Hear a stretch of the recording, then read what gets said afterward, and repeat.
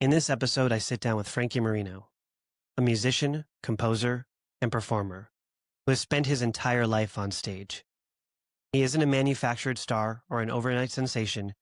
He is someone who has built his career the hard way, night after night, on stage, mastering multiple instruments, writing and performing his own music, and surviving the peaks and pitfalls that come with doing it independently. In over 15 years of photographing him across thousands of shows, I've seen him in every state a human can be in: exhausted, intoxicated, heartbroken, euphoric, and he still executes with a level of precision that comes only from a lifetime of commitment to his craft. I have a lot of gratitude for Frankie. Our friendship goes back to when I first moved to Las Vegas in my 20s, with nothing but a camera and a dream of opening my own gallery. He was one of the first people who believed in me.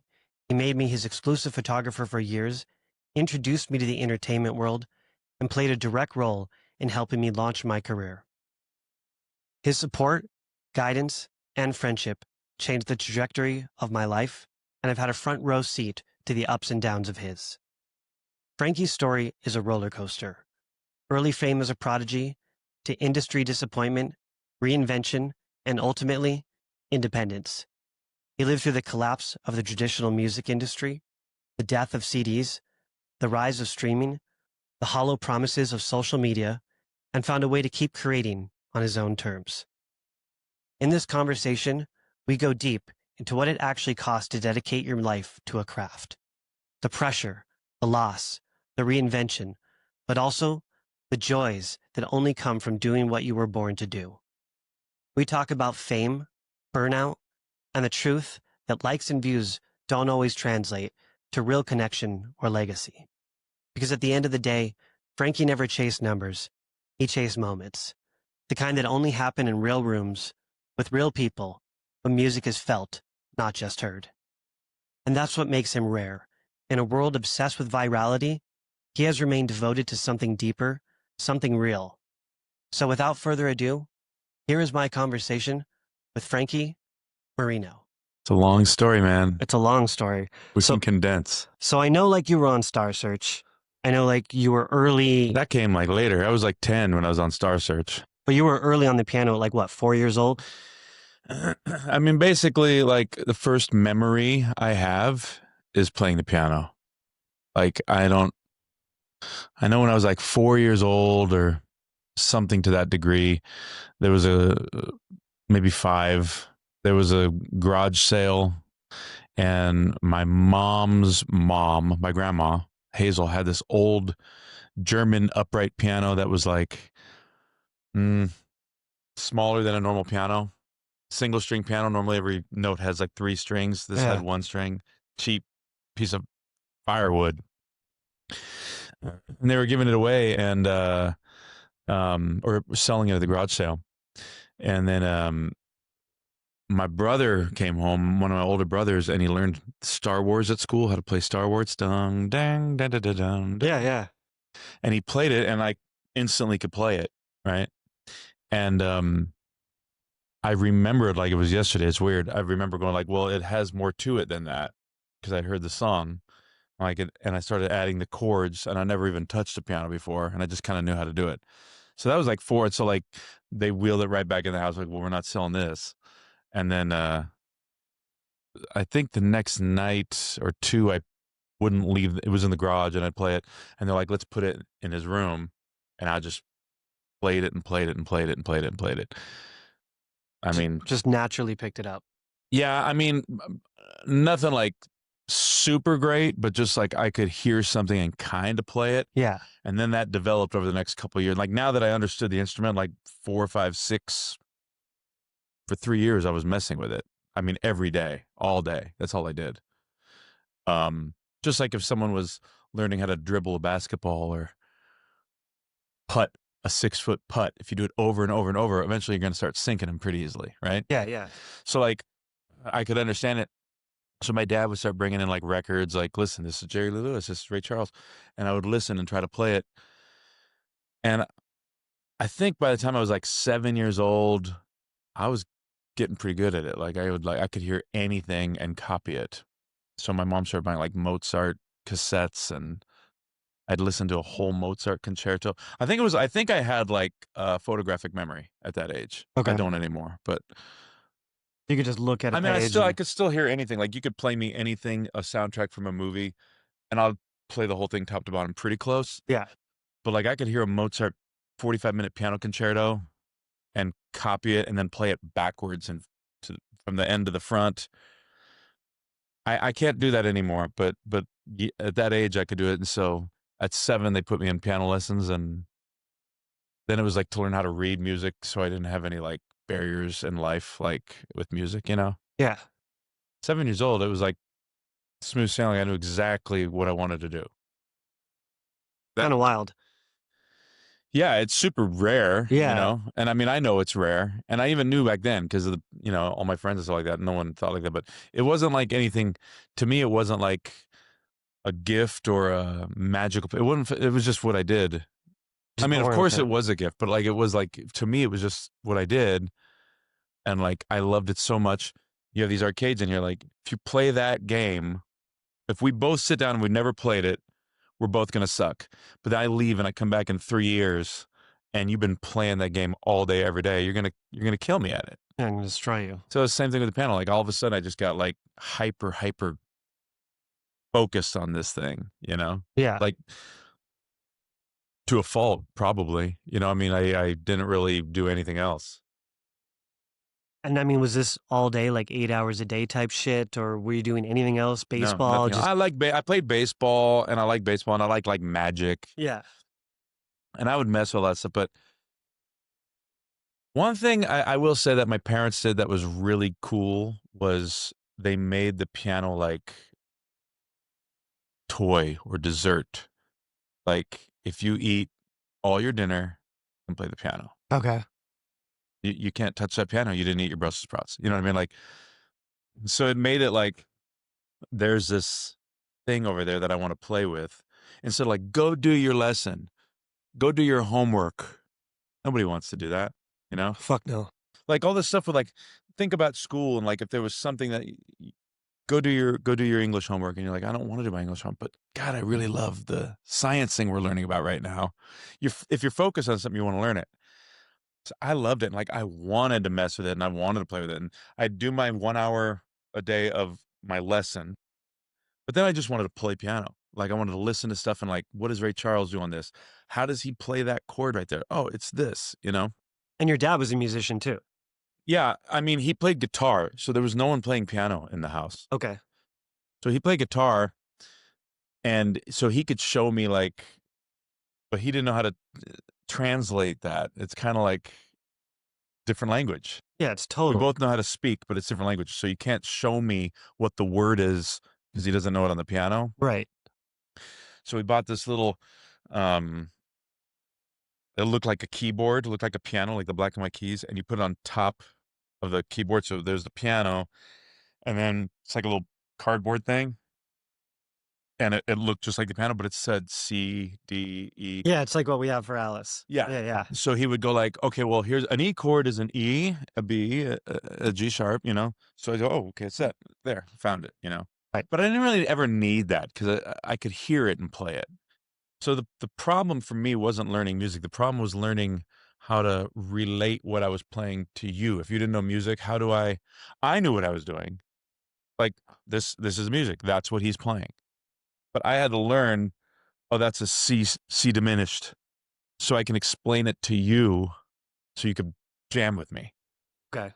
So I took lessons to learn the theory of music and writing it and reading it at like 7 years old. So your parents fully supported that, Yeah, they were all about it. I mean, which and is rare. I remember like I'd have the piano in the room, and I remember one day, like my dad came in, I was sitting there playing some Jerry Lee Lewis thing or something like that, and he comes in, and I look over and he's watching, and he's like, who showed you that? I'm like, I just listened I to it just this listened. morning. So it was kind of freakish, Yeah. but I mean, it wasn't like out of the blue because we had musicians in the family. It wasn't out of the blue. It wasn't like all of a sudden there's a scientist in the family and no one ever went to school. It wasn't like that. Like the family was musical, but no one played the piano. So it was but everyone had a piano. Those are in the days where everyone had a piano in their house for some reason. Just everyone had a piano. It was part of the we're buying a house. We need a couch. We need a dining table. We need a piano. And they put a doily over the top in their picture frames. I remember this. Yeah. Like anybody in the 90s who grew up, like Anyone like lower middle class up, you had a piano in the stand-up house. piano in the house. It was just part of like the furniture. Yeah. So If you were rich, you had a grand. Yeah. And I could go anywhere and play piano. Now, the only pianos we had were really crappy. I still own that piano. It's still in my house. The first piano. It's like crazy. That's pretty funny. Yeah. So it was, I don't know. I don't know why it. I mean, I know why I liked music, but also when I was young, Amadeus came out, the movie Amadeus, and it painted this virtuoso to be this rock star. Yep. And for a kid, and I was playing piano, for a kid, I'm like, that's the guy. So that's what you wanted to be. You wanted to be Mozart. You wanted to be this rock star. I want to be the Mozart that I thought Mozart was. Yeah, yeah. Which was kind of like an Elvis Mozart, right? So like I forget what the guy's name was that played at the movie, but it was guy killed it. It's still one of the best movies ever. Incredible. But sort of accurate, sort of not. But he did this thing in the movie where he plays behind his back, and I saw that, and I went right at it for the movie, and I started playing it, and my parents were kind of freaked out because they're like, well, "That's an actor pretending to do that, and you're playing it. Like, we need to show this kid somebody." Yeah. So that's from Star Search. No, so now I'm 8 or 9, and I'm playing festivals around the city and stuff, just playing piano. Are you playing with your dad at all, or just you? Just me. Just go to little parties and play. I mean, I'm 8 years old. Yeah, some shitty little keyboard, I'm assuming. And at this point, I had seen an Elvis movie. I saw Jailhouse Rock. My dad played Jailhouse Rock. Yeah. And there's Elvis doing his black and white video. He's at the pool. He's singing. He's lifting his arms up. He sings a song. And then he goes out. The guy gives him his check. And the pretty girl is flirting with him and stuff. I'm like, well, that's who I actually want to be, not Mozart anymore. I want to be that guy. Want to be rock and roll. Mozart, was peeing in buckets. Just because that was the era. But Elvis was driving Cadillacs. I'm like, that's cool. So I'm like, how do I fuse the Mozart thing? Because at this point I was pretty serious on the piano, Yeah. And Elvis was never a phenomenal musician or anything like that, So I'm like, how do I fuse? How can you tie in being really virtuistic with being cool? And that's hard. You know what I mean? Yeah, it's really you can't be cool and a virtuoso, because virtuosos have their own lane and they don't care about being cool, and cool people don't care. Elvis don't care if you're hitting the wrong chord. It doesn't matter. Yeah. Right. Elvis has a good quote, something like, "I don't know much about music, but in my line of business, you don't need to." Amazing. Yeah, great quote. And so I'm like, how do I fuse these two things together where I can be a combination of the two of them? And instantly went down that lane. And then we saw Every Sunday with Star Search with Ed McMahon and a band called Sawyer Brown, a country band called Sawyer Brown. I'm sure you've heard this shit. Never heard of this shit. No. You've heard their stuff. Maybe. Big band, famous in the 80s and 90s. Okay. Some girls don't like boys like me. Oh, but some girls do. Yeah. Yeah. But I saw them on Star Search, and I'm like, this guy's kind of dancing like Elvis. It's cool. I want to be on the show. And at the end of the show, would always put, if you want to send in a tape, here's the address. I mean, keep in mind, this is the 80s. Yeah, so VHS. Make a VHS. So you need my uncle had the big thing you hold on your giant arm. Yep. So he came over and videoed me playing the piano, and we sent it in. They're like, "Oh, dude, your son is great, but we don't have a category for piano players. He's got to sing." So my dad enrolled me in some voice lessons with this lady named Patty McDonald. And she was doing the Miss Santa Cruz pageants, doing all the music. And I don't know how it happened, but I ended up taking voice lessons from her. And she happened to be having a recital 6 months later. And she goes, well, pick a song and you'll sing that song for the show, and we can get a video of you to send to Star Search. Yeah. Because I already showed interest. Okay. I mean, now at this point, let me back up. At this point, who was the president? Was it Reagan? What year? Like 86. Reagan. Was it Reagan? Yeah. Almost positive on this. It Um, wasn't Bush yet. let's Google that. Yeah. Look it up. President in 19. Service in your house. I got Wi-Fi. I'm pretty sure it was Reagan, man. 1986. President. 1986 is Ronald Reagan. Yeah, so we got a letter because my mom sent stuff even to the White House and everything. We got a letter from Ronald Reagan. It's pretty badass. She has it in all the scrapbooks and everything like that. Like he signed it. And whatever. Yeah. And just saying, wow, thank you for contributing to music, and we hope we get, whatever. So we had done some cool stuff before Star Search, but nothing where I sang. Nothing crazy. And then did that little thing. I sang Great Balls of Fire. We sent it in, and they're like, okay, now you can come do an audition in San Francisco. Great Balls of Fire is the one that... That's the only song I learned how to sing. I can play it on, yeah. So, and you don't have to sing it. Da da da da da da da da da da da da da. It's rapping on Great key. Balls of Fire, yeah. Great Balls of Fire. You don't really need, And we sent it in. They said, come to San Francisco, do a rehearsal, an audition. We did. Didn't hear from them for a long time. Get a letter. You got to remember, everything is like, there was no this. Yeah, it took forever. No compute. We didn't have a computer. You just wait for mail. Mm-hmm. It's weird. Weird. Things have changed so much.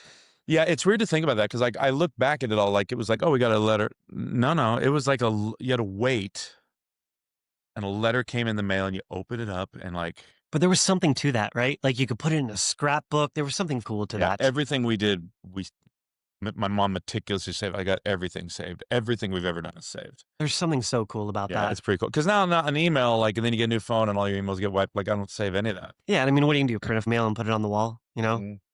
It's like the best is when you have the letterhead, the signature. It's the best. Yeah. So that was weird. So we waited a long time. We got the email or the letter. Yeah. The mail, and it said. Do you wait outside every day in front of the mailbox like a little kid, just like. Yeah. Here's a funny story I've never told anyone. I just remembered it now. So the letter came. I didn't see it. I was at school. The letter came saying you're going to go on Star Search. Okay. So my mom and dad knew. I had no idea. So there was a station we used to listen to called K-Pig in Santa Cruz. It was like it still exists. I was about to say I've heard that. I know what you're talking about. It's very famous, and it's Santa Cruz, California has its own, they can, K-Pig, they play whatever they want to play. It's not like our iHeartRadio. They play whatever they want. Like you go into your DJ for the next 6 hours, you play whatever you want. You want to play U2 and then Bill Monroe and then Drake, whatever you want. I'm throwing some NWA. So, I mean, what they mostly play is local guys and kind of country rock stuff. But that's what we listened to. So my dad had called them and set up this big thing for the guy to announce me being on Star Search. So I go in. My dad was a dental technician, so I got home from school. Your dad was a dental technician? Yeah, that was his job. No shit. He made dentures and stuff. Not dentures, caps and crowns. Fake teeth and stuff like that. I did not know that about your dad. I legitimately just figured your dad was a surfer and a rock and roller. No. I just assumed he was a Beach Boy. Maybe he was in the Beach Boys, just as one of the lost members. Might be, actually. I don't know. We're not even sure he's my real dad. Was it the mailman? No, but his dad was also a dental technician. No shit. In the Army. Never knew this. And then, so my dad did it when he went into the Navy. He did that. My dad stationed out of Pearl Harbor during the Vietnam War. He was in the Navy during Vietnam. I didn't know any of this. Pearl Harbor. Was your dad a hard ass growing up? Was he kind of a dick? No. Just super nice? Because he's the nicest guy on the planet. He's exactly how he is now. That's cool. That's a whole nother conversation, but it's hard because times were more simple back then. Right. It's different. And he did his day job, and then on weekends he would go out and play music. And when I wanted to learn music or learn to play baseball, my dad was supposed to play for the Baltimore Orioles. I got signed What the fuck? out of high school to play with the Baltimore Orioles, and he didn't want to leave the family. So his whole thing in his brain was like, if an opportunity comes, take it. Yeah. Because like, damn, I should have done that. I He didn't didn't want know. to leave the family. Like, I didn't want to move to Baltimore from California, you know? Yeah. So he was a pitcher, left-handed pitcher. And so No wonder they you guys would like love spend baseball. all the time. What do you want to learn? Like, you want to play piano? Let's sit down. Let's work on it. I have kids now, and because I made a career at this, when they want to learn something, of course I want to show them. But like, I'm on the road, or it's different. Right. I don't work my job and then come home and I'm just home now. Yeah, it's not a 9 to 5. I never know when I'm working, and I'm kind of always working, you know? So it was a different life I grew up in. It was just a simpler. Mhm. One, I had this weird thing through me that I naturally just figured something out. Two, massive support system. So you were always kind of like an autodidact, like you always taught yourself whatever. Yeah. Yeah. I taught myself. So I would take lessons. Well, let's go back to the Star Search thing. Okay. And then I'll take, because after that it got pretty crazy. Yeah. So I get to his office, his dental office on Otis Street, right there in Santa Cruz. Great spot. There was a church right across the street from the office that Carlos Santana used to go to every Sunday. So he was always around. We always saw him. I go to the thing, and my grandma would make like chicken soup for me, and I'd sit there while my dad finished work until 5, and then I go home. I do my homework, get home, 2 o'clock from school, 3 o'clock, whatever it was. I'd do my homework, he'd finish work, and then we'd all go home. So I'm eating, and he goes, hey, Frankie, come in here. Frank, he's the only one that calls me Frank. Come in here, listen to the radio. And he knew something was going to come on, and he says, the local boy, Frankie Moreno, just got it's a Star Search. And I didn't understand. I'm like, what? And yeah, how did this happen? I didn't get excited at all, because I was more curious, how did that guy know? And my dad's like, don't worry about it, you're on. I'm like, no, wait. We're supposed to get a letter. This can't be real. How did that guy know I'm on the... So then I told him, I got the letter, we kept it. And then I was kind of pissed at you. You knew about this for 2 days? You know, you son of a bitch. So I found out. So then the whole thing with Star Search was a big point, even though it was just a small blip, but that was a huge show back in the day. It was American Idol. Fuck yeah, that was American Idol. Even what it is bigger, today. honestly, because now there's American Idol, The Voice, The Masked Singer. Yep, it was the first, it was the only, and there was 4 stations back then? I mean, it was 4 stations. fucking limited. They all went off at 2 o'clock. Yep. It just went to fuzz. And every Sunday night at 8 o'clock, or whatever time it was, this thing came on. And everybody watched it. Everybody watched it. Yeah. I mean, 40 million viewers, 50 million viewers.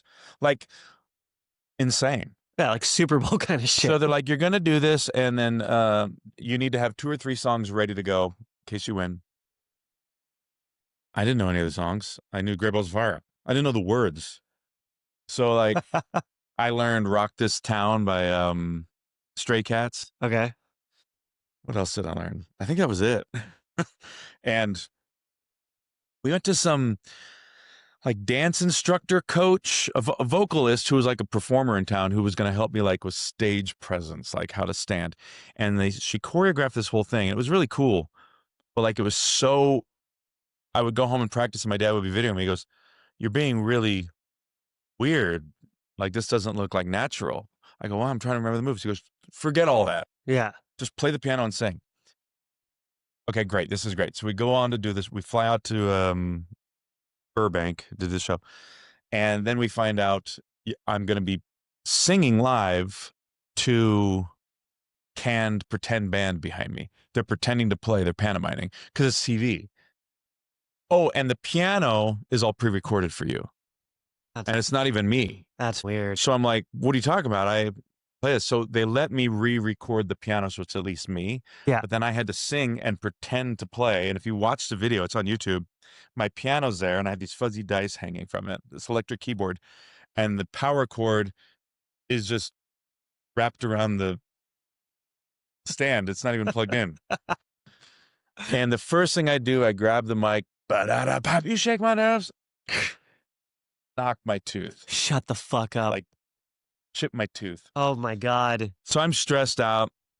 Whatever.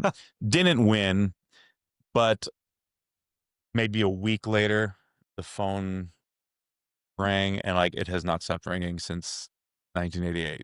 You know what I mean? Like Right. it's just the phone started ringing because I started doing the um I mean, obviously that was a novelty. I was a child musician. It was a novelty. Yeah.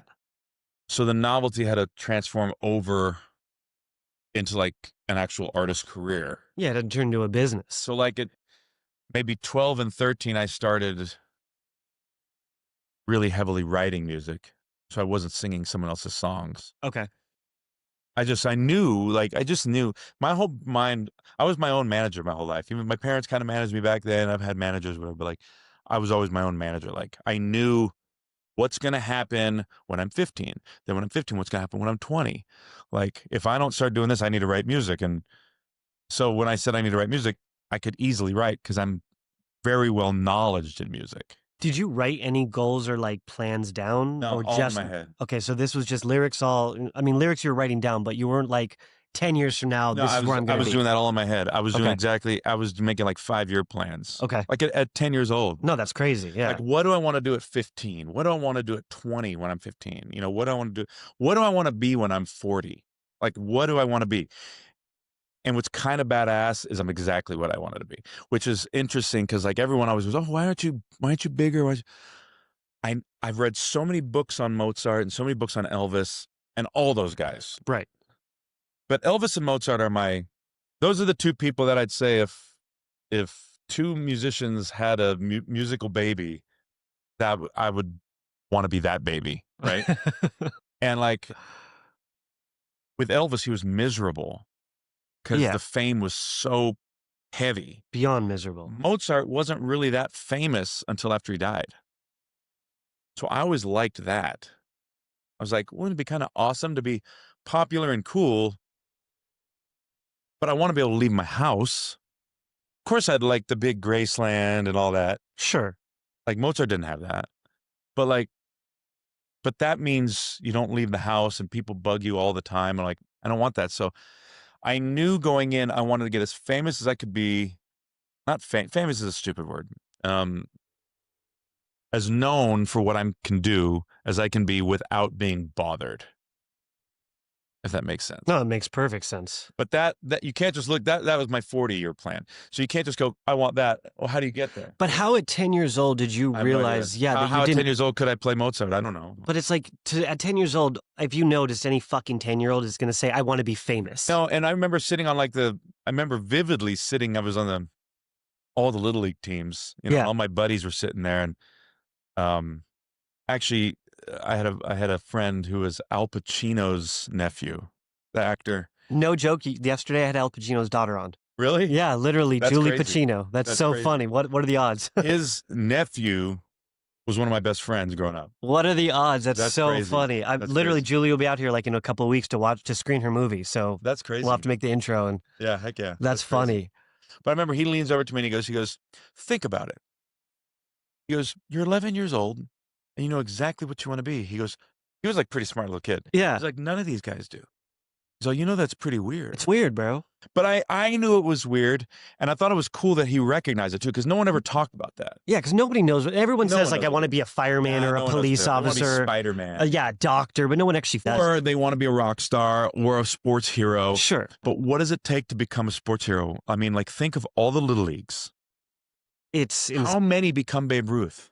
0.001%. Everyone you know that picks up a guitar and plays guitar, how many become Elvis? How many photographers make it? Exactly. It's a rare moment. It's a rare thing. Yeah. And so, you know, I think when you're in that kind of zone or that headspace of, what's the word for that? You just kind of know, it didn't feel like I was special in a sense that like better or anything like that. I was just feel like, well, I've got a clear understanding of exactly who I'm supposed to be. You knew how what you I'm wanted. supposed to dress. Yeah. That fits me. Like I knew exactly what I wanted to be me. I've had the same haircut my whole life. I mean, you know what I mean? Like it's just, this is what I am. Anything I do that's opposite of this is me just testing waters, but I know exactly what I'm supposed to be. And, yeah, so I mean, at that point, it was like, I also knew there were certain things. I remember Harry Connick Jr. album came out, who's pretty badass on the piano. Legend. Yeah. And he was doing some stuff, and I could play the whole record just like him, easy. Yeah. But there was one thing he was playing, and I'm like, I think it was a song called Avalon. He cut a song called Avalon, and is like, was playing some shit. I'm like, what? I can't understand what that chord. I can't figure out what the chord is he's doing. This is close. This sounds right, but that's not what he's doing. His is cooler. So I told my mom and dad, I go, I want lessons because I need to understand what that chord is. So the teacher showed me what the chord was. Oh, that's a, diminished with the six, whatever it was, right? I'm like, oh my God, I want this teaching. I want this lessons. I want constant learning. Yeah. So we signed up. I was doing piano lessons, I mean, I started at 7 learning how to read and all that. But like at about 12, I was still doing my weekly lessons of sight reading. And then I was doing a weekly lesson of jazz improv, learning like things. So now I'm doing 2 lessons a week.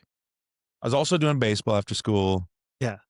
And doing your homework. And I was always afraid to Were get you my hands a good hit. student too? Like you got C student. Okay, but you still did your homework, like you did your shit. You showed up. I wanted to. I did what I needed to do. Yeah. I mean, I went to a Catholic school for the first 6 years, and I'm C student. You know what I mean? And I oh yeah, a little bit. Yeah. The first teacher I had was a nun. I would go to the convent. You had a nun when as I a was teacher? 7 years old. I went to a Catholic school, so I'm 7 years old. Wait, you went to okay. I went to a Catholic school for my first 6 years of my life. And Was this like the ruler? She would actually do that shit. She would actually hit you, like Blues Brothers shit. And what she found out I was doing, I would go in and I would play, or she would show me like, here's the music. I'm looking at the notes because I could play anything I heard. Yeah. But that note, okay, that's a, let's see, every good boy does fine. That's a G. Okay, then that's a C. And I'd have to do it like that, Yeah.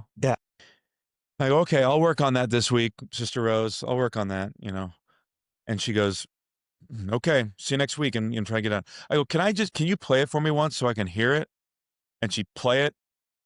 It's in my head. I didn't have to do anything all week. So one time through. Next week I'd go in and just play what I remembered her playing, like photographically, exactly. Not close. Yeah. Note for note, same register, same triads, exactly what she played. She didn't catch on to that for months until she started going like this. She would notice she'd turn the page for me when it came time. And So she noticed like she she caught on that I was playing by ear and I wasn't reading those notes at all. And she wouldn't turn the page and I get the little song and she'd slap my hands. And she goes, "Where are you?" I'm like, "Right here." She goes, "No, you're not." So anyway, I got that. And then, time after 12 years old, 13 years old, 2 lessons a week. Then by 13 or 14 years old, 3 lessons a week. I was doing a guy, super like rock improv stuff. His name was Ruban. This guy was crazy. He's actually the piano player for Weird Al Yankovic. Okay. And so Monday, Wednesday, Friday, I'd have piano lessons from 3 different people. And then I started adding in another sight reading thing on Thursdays. So I was doing like 4 lessons. And I just hated the lessons at that point. Like now I'm 15 years old. I'm into girls. Yeah, you're done. I'm about to get a car. Yeah. And in those days, like now, kids don't get a car till whatever, but till they're 30. Yeah, I got a car. I got my driver's license right when I turned 16. Like, I don't want to go to a lesson. I want to go like drive around with my friends and, Yeah. get into trouble. And so I started getting to a point where like I was outgrowing all the teachers. So me teaching myself was more beneficial than the teachers. That sounds stupid, but like I could learn more from myself by like, what do I want to focus on today? Yeah. I need to focus on jazz. So let me listen to these records. And we had it was all records, I'm like albums, vinyl. And we'd have to buy them. So my dad was like spending all this money on records so I could copy these players. And it just went on and on and on. 15 years old, started doing cruise ships. It was just an ongoing thing. But throughout that whole time, here's something weird. I just did a show in Houston with the symphony. and a lady came up and she had one of my old cassettes of when I was like 12 years old. So I had been making full Wow. albums since I was 12 years old to sell at shows. Wow. We'd make a cassette. There was a little guy, an Indian guy that had a place in town that called Batish. And we'd make a recording on like my dad bought me a little 4-track recorder. So I'd like record the piano, then record over myself singing, and then record over that playing a guitar. At this point, I'm learning all the instruments now. Yeah. And that just kind of came in. So you're just teaching yourself. Yeah, I'm just teaching myself. I also knew in my game plan, I wanted to be a band leader. I wanted to have a band. Like, I didn't want to just be a piano player for somebody. Okay. Vegas was not in the picture. None of that shit. Just, nothing was in the picture. Just you wanted to be a band Location leader. was not in the picture. Yeah. You're in Santa Cruz. I want to sound like Ray Charles and Jerry Lee Lewis and Stevie Wonder. I want to sound like that, and I want to make records, and I want to have a lifestyle like they have. But I don't want to be as famous in the sense of where they all turn to like, they'll hate their lives. So then they're stuck in their homes. And what do you do when you're stuck in your home? You start doing drugs. Right. You start doing stuff to like entertain yourself. I wanted to have a normal lifestyle. But the genre during then was like fucking punk Green rock. Day. Yeah, I was going to say Loved like, it. yeah, alternative. Like, I mean, I was listening to that too. But I had no interest in Green Day to learn the music because there's no piano. Got you. Okay. Same thing, Nirvana. Nirvana comes out. I'm like, well, amazing, but no. Hell yeah, but there's no part for me in this song. So my dad was really into country music, and I didn't want to hear any country music. I want to hear the oldies, but like I was writing music at this point. I was writing oldies, which is so fucking, which doesn't exist. So yeah. it kind of was called country, I guess. Fair enough. What else would it be? Yeah, blues. Yeah. Country, it's not rock, because rock at that time was Poison. And alternative kind of, hardcore. It was definitely not rock and roll like Beach Boys, which is funny because Beach Boys back then was rock. Which is really crazy because in the 80s when we were listening to the 50s, that's now the 80s and 90s even are oldies. Which is, that's not even considered. It's like the oldies. Yeah. I don't even know anymore. We're old. We're really old. But yeah, man, I don't know. I mean, it turned into a thing where like, I guess I heard something. I started getting into country music because that was the closest thing to what I was playing. Blues, I mean, blues is more rock and roll, what I played. Jerry Lee Lewis is blues. Elvis is blues. I mean, they called it rock and roll, but it's blues. It's 3 chords, 4 chords, certain patterns, Well, I mean, Elvis took his music from, farms, from blues. Yeah, from plantations. So it's like he took it from the blues and kind of created his own. And all that rock and roll genre is stemmed from those 3 chords blues progressions, they're called. And like, I wasn't jazz. Like my grandpa listened to Frank Sinatra. I wasn't that. I loved it. That was just too older for me. That was like, I'm 15 years old. Like Frank Sinatra was super cool, and I'm Italian, so our family played Frank Sinatra in the house all the time. Yeah. But it was old people music. That was like my grandpa and my grandma like that, but I was super close to them, so whatever they like is cool because they're cool. But so is Jerry Lee Lewis. So then I go home and my dad's all Jerry Lee Lewis. But that wasn't old because the Jerry Lee Lewis was still alive and playing while I was that. But the Jerry Lee Lewis that I was listening to, and the Elvis was already dead, but the Elvis I was listening to was 20-year-old Elvis. I'm 15. Yeah. And here's this 19-year-old dude killing. That's crazy. Blew your mind. He's 19 and so is Billy Joe Armstrong. But to me, one's dead and one's alive. But to me, they're 19. They're at an age. So my brain starts going, okay, by the time I'm 19, these are the kind of things that exist.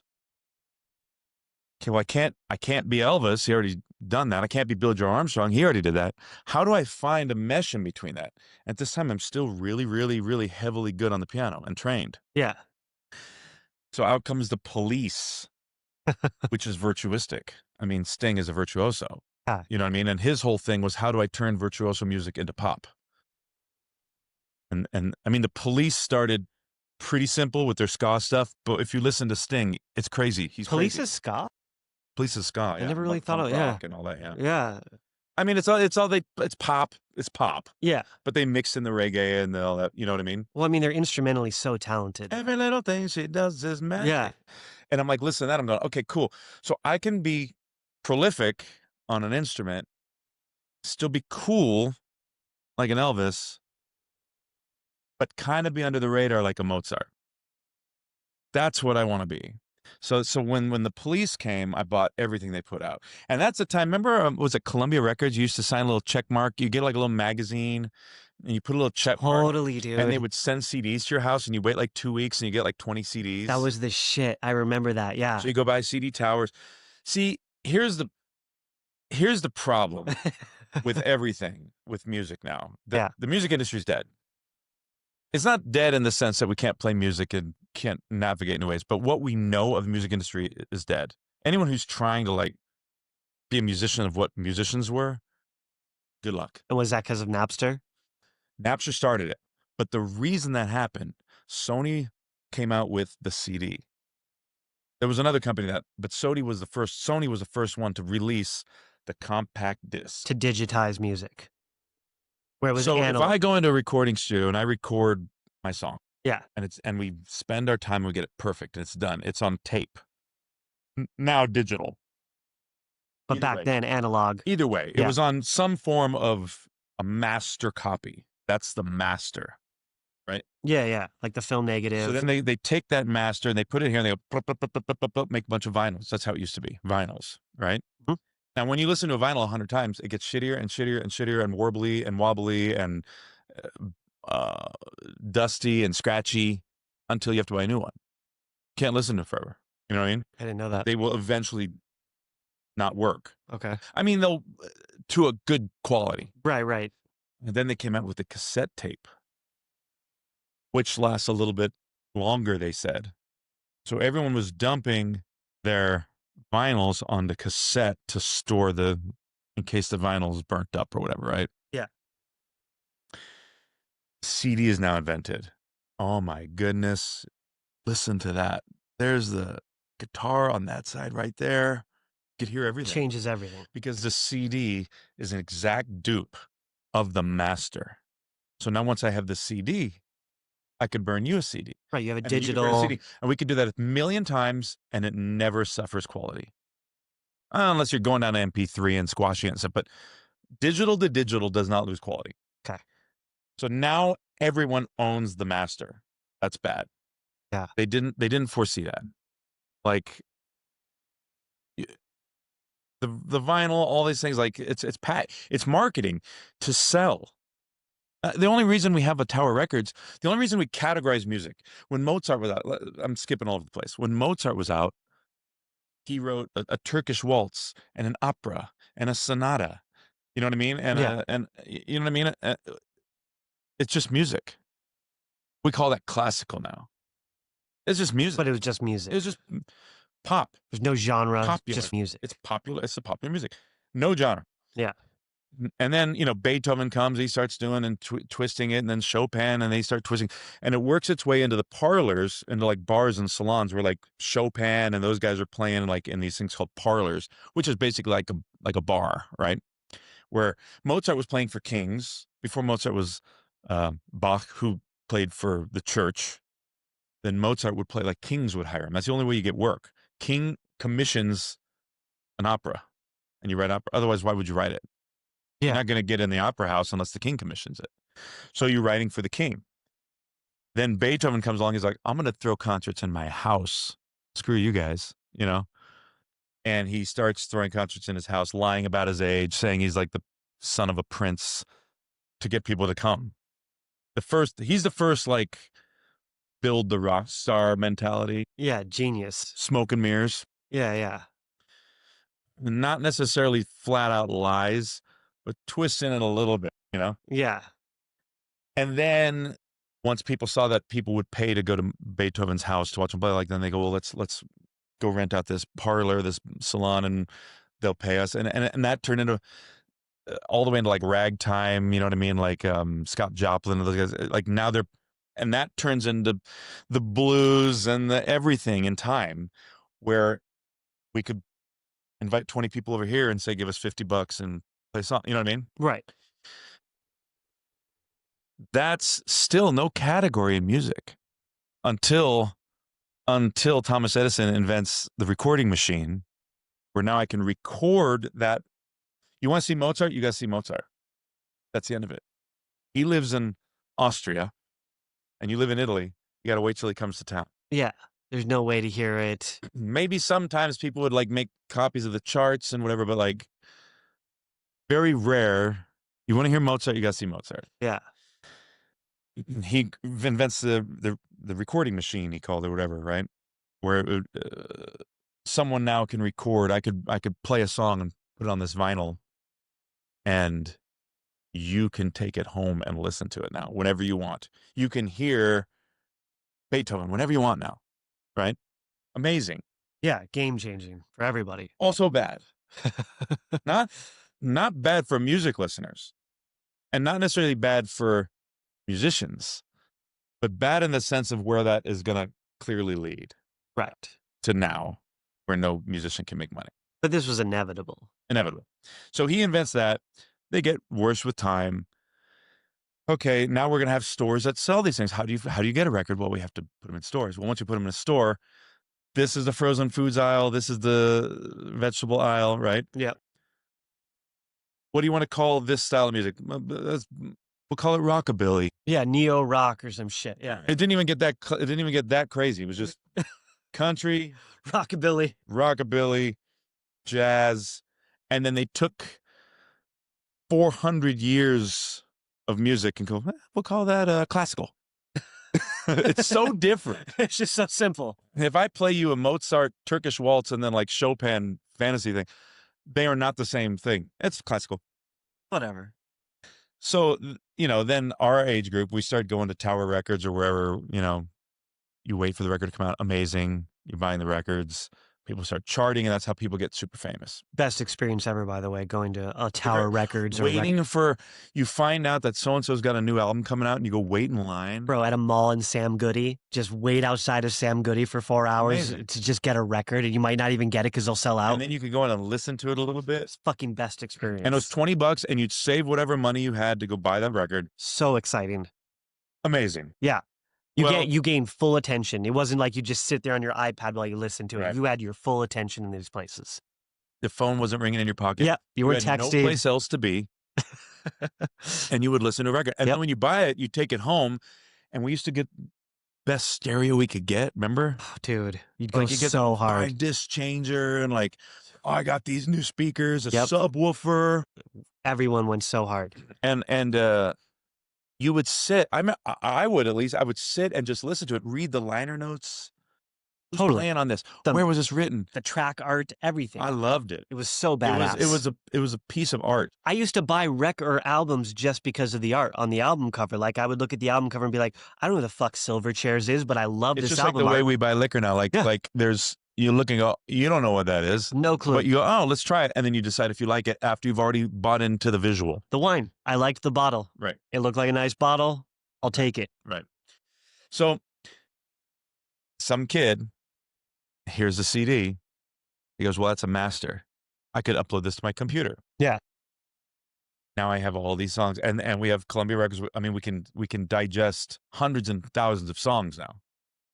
That didn't exist in the 50s and 60s. You might have 50 records. You had radio, you had records, that was it. Yeah.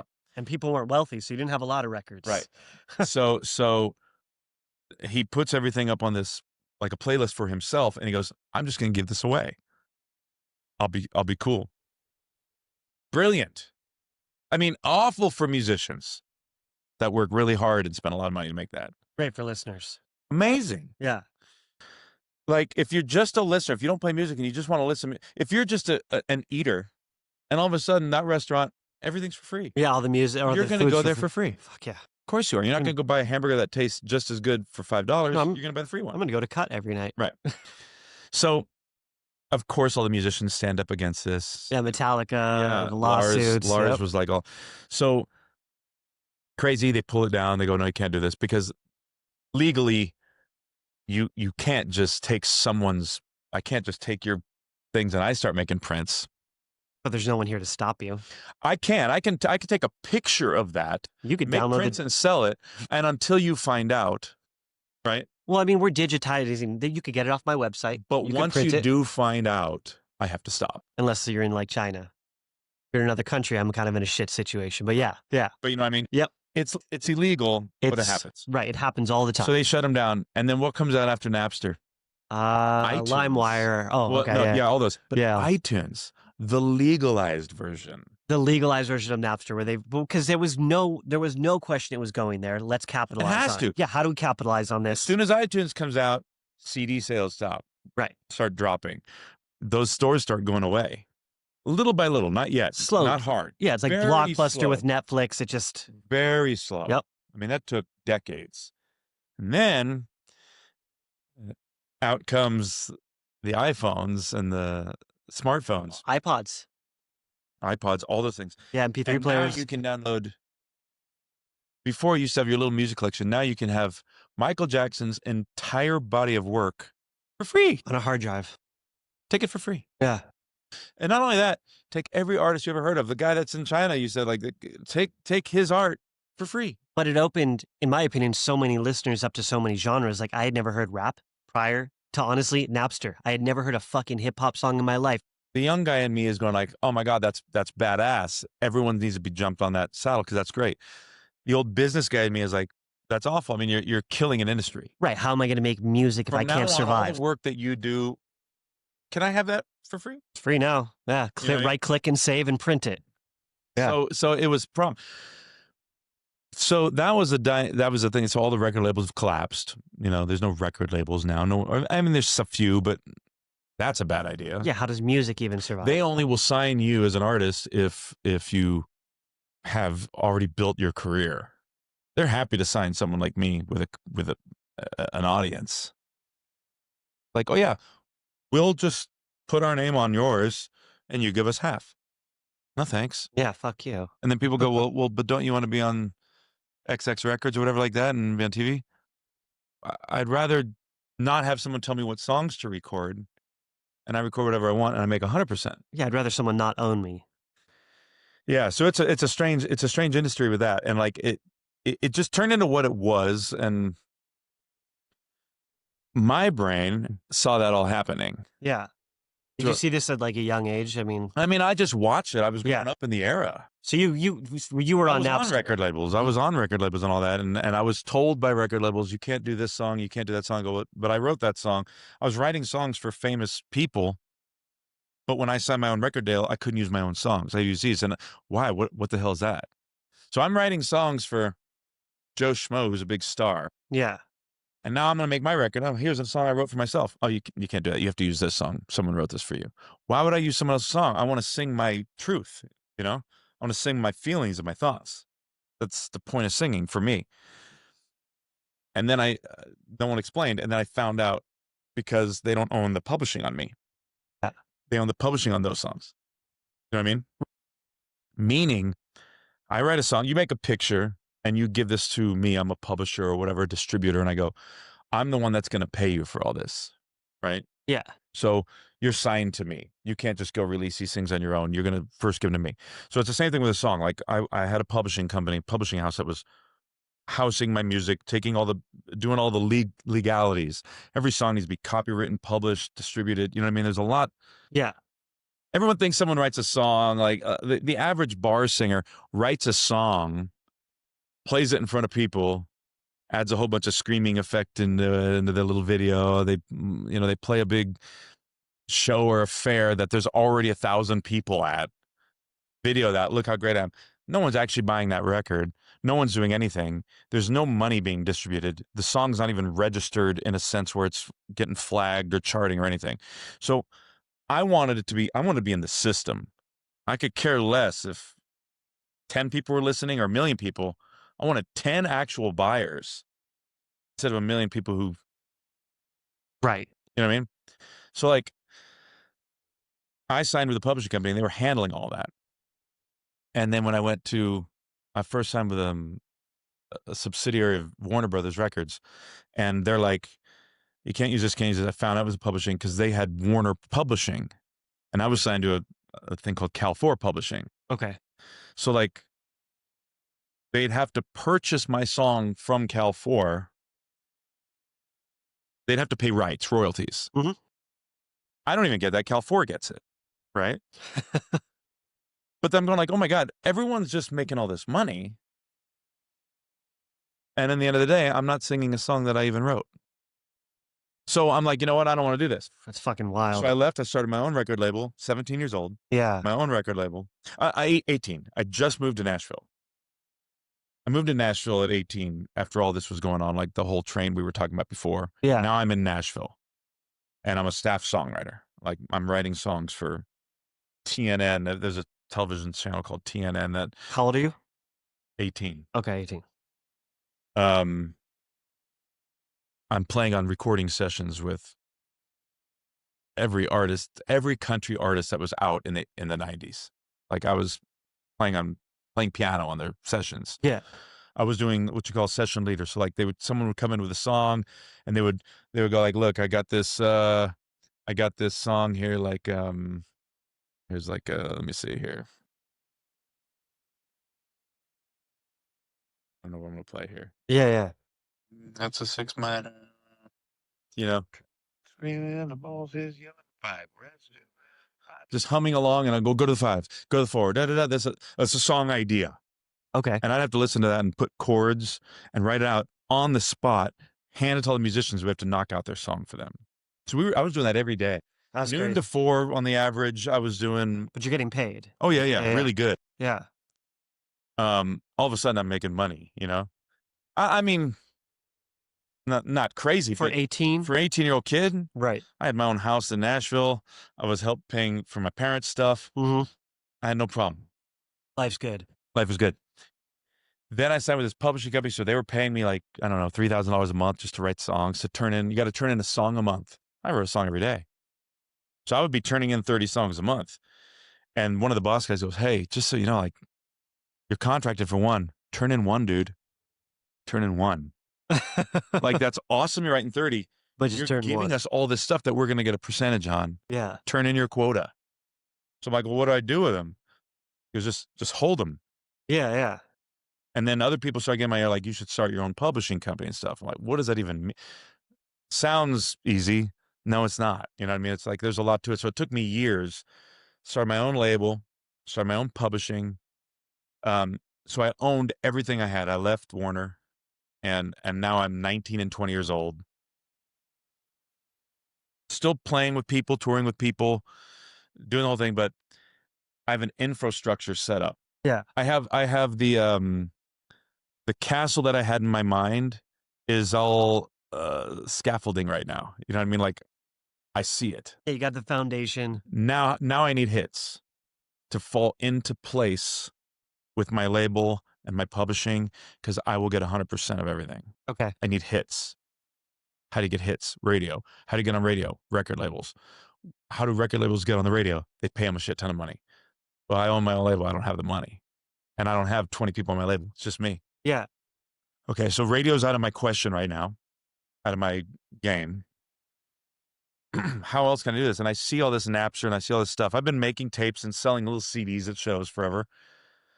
So I see the road is eventually going to, I have to build an enormous amount of people who are aware of what I do. Enough people who can make me have success to continue to do what I'm doing, but not too many people where I can't go to the grocery store. Does that make sense? Yeah. I don't want 50 million people, but I need 10 million people. Yeah, I just want to survive. Yeah. I want to enjoy it. So how do you do that? Okay, well, let's just start playing nightclubs, bars, casinos, everything, just night after night after night after night. I'm in front of 20 people, 80 people, 300 people, 900 people, 40 people. I mean, like, all over the place, right? Yeah, it's exhausting. And playing with other people. And part of my deal with every other act I played was like, let me do one song on the show while you do a costume change. Okay. They'd always let me do a song. I do an original song. I get to sell my CDs. I did that all the way up through when I played with Airsupply and everything. You know what I mean? Yeah. And building, how do I get to that point of hits? 20, I'm 25, I'm 30, I'm 35. You know what I mean? Get some success, start headlining in Vegas. I start working with Sony, with Simon Cowell. Before you headline in Vegas, so How did that lead up to that? Like I you, was living in Nashville, and one of the one of the gigs was I got a call from a new casino that just opened in Vegas, and they're looking for someone to play in their lounge for 2 weeks, 7 nights a week, 4 hours a night. yeah, That was easy. I was playing that in Nashville all day long. yeah, you can handle that. We need someone to do that, and we're like, okay, who can you do this? I'm like, yeah. I'm like, how much does it pay? It'll pay enough that I can fly out some band members. They'll put me up in Vegas. It's called the Venetian, and What a dump. it was La Cena Lounge. Yeah. No one ever played there. I like Chris in the room. We go in, and they didn't have any guidelines, so we play, and I'm chewing gum on stage and spitting the gum on. What year was this? Do you remember? Oh my God, 30 years ago. So like 1995. Maybe like 97. Okay. Whenever Venetian opened. Oh yeah, yeah. Yeah, Hold on. Google it. I'm like, we have Yeah. Google. Yeah, I just want to know like roughly when did Venetian? 1999, May 3rd. Okay, 99. Okay. May 3rd. So I do it, and then like the next thing I do, I have a glass on stage. I'm drinking on stage, and I step on the glass. But okay, no glasses on stage. Yeah. Then my uncle's playing sax in the band. He goes out and he starts gambling. He wins $1,000. Okay, you can't gamble when you're like they created all the rules. So now anyone that ever plays in a casino, Yeah. here's your list of rules Here's the guidelines. because we screwed it all up. But we started doing it, and every agent in town, the biggest ones, and the smallest ones were all, we want to sign you exclusively. I'm like, I'm a 20-year-old, whatever I was, right? 20 something. I'm a dumb kid to them. Yeah. That just came into Las Vegas. We're going to sign. Little did they know that my whole life I've been building my own complete industry. You already have it.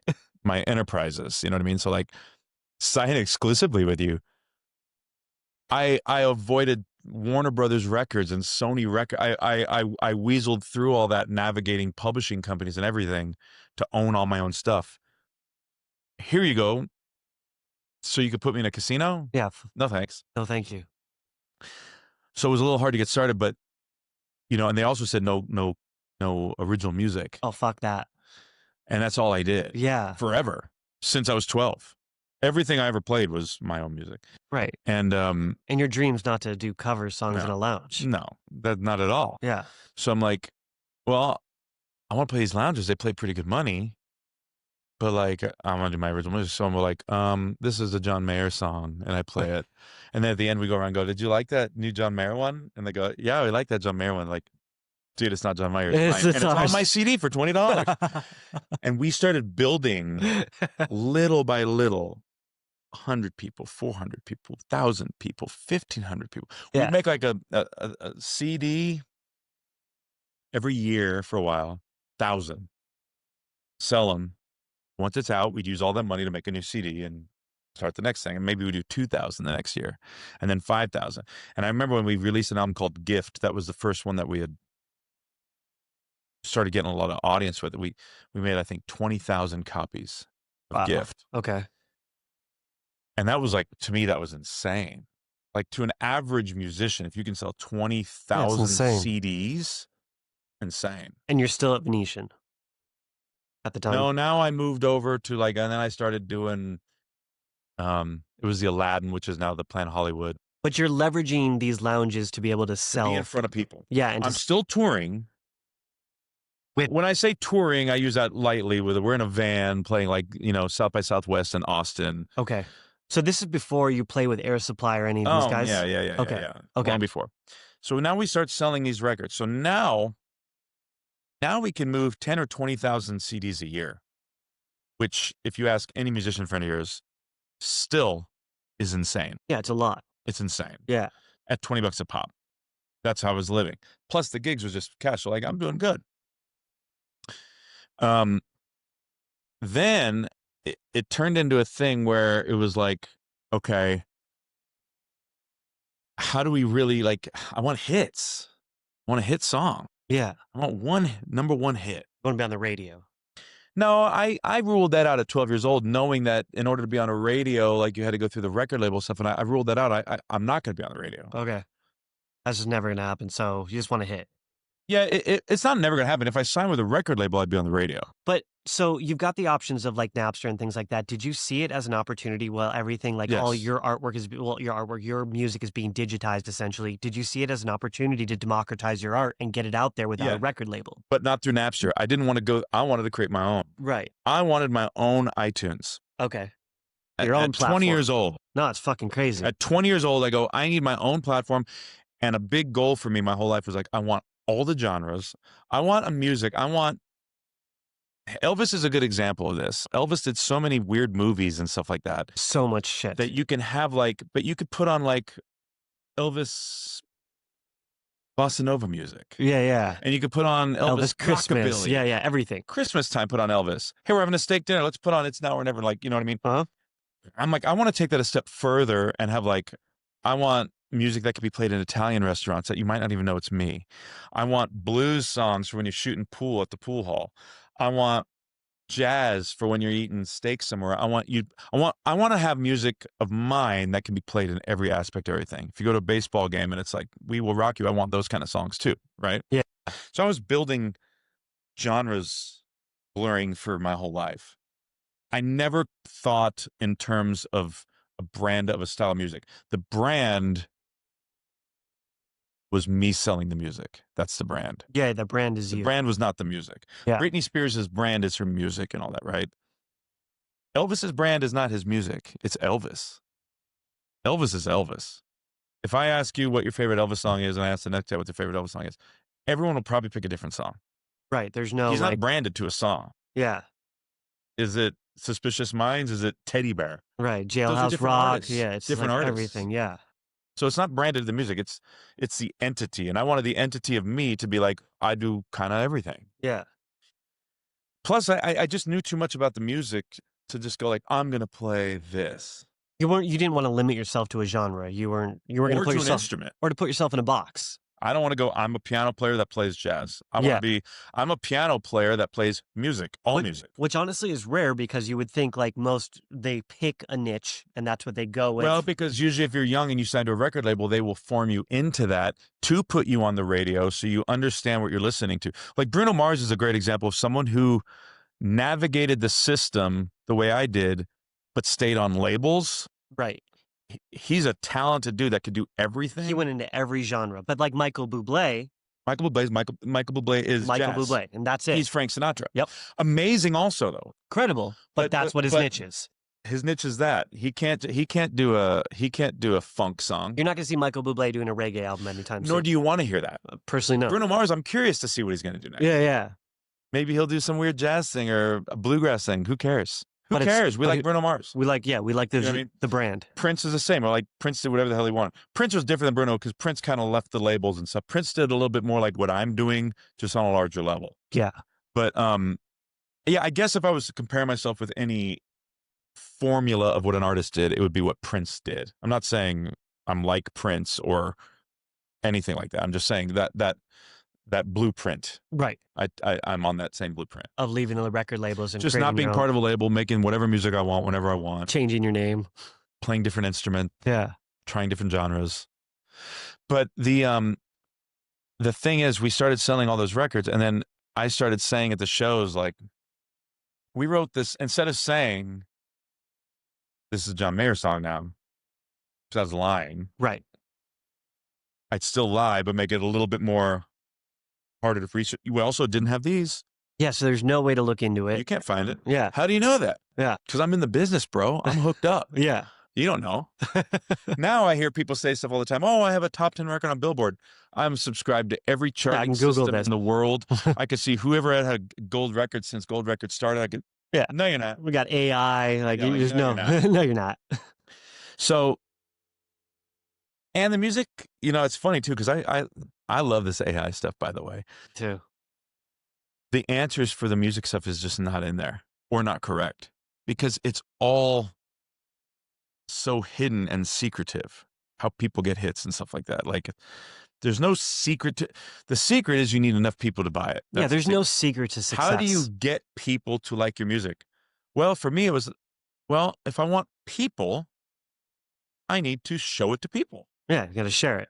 So if it's me and you in this room and I play your song, you might go, I don't like it. Okay, I don't gotcha. Right. Or you might go, I dig it. There's one. But you don't want to be one of the dudes throwing headphones on everybody in Venice Beach, being like, listen to my music. Like, fuck that. I want to be able to. So I started saying, like, I wrote this for Green Day and I wrote this. We were just bullshitting. Whatever works. And guess what happened? These artists start coming to watch us because they heard that we were writing songs for stars. So next thing you know, so word gets around, filled with celebrities. Yeah. Major artists. I mean, the biggest. Yeah. And I remember one particular day I'm playing at the Golden Nugget, and there's the 2 lead singers of Air Supply. Oh, we heard you write songs, mate. Blah, blah, blah, blah, blah. We'd love to write with you. And it was Russell Graham, right? Graham Russell and Russell Hitchcock. Yeah, yeah. And I'm like, oh, man, I didn't really write it. But they're like, it doesn't matter. You're awesome, and your whole band's awesome. Can we take you guys? Can you be our band? And I went on the road with them. So while I'm on the road with them, I'm like, Graham's out there at the pool all day. So was I.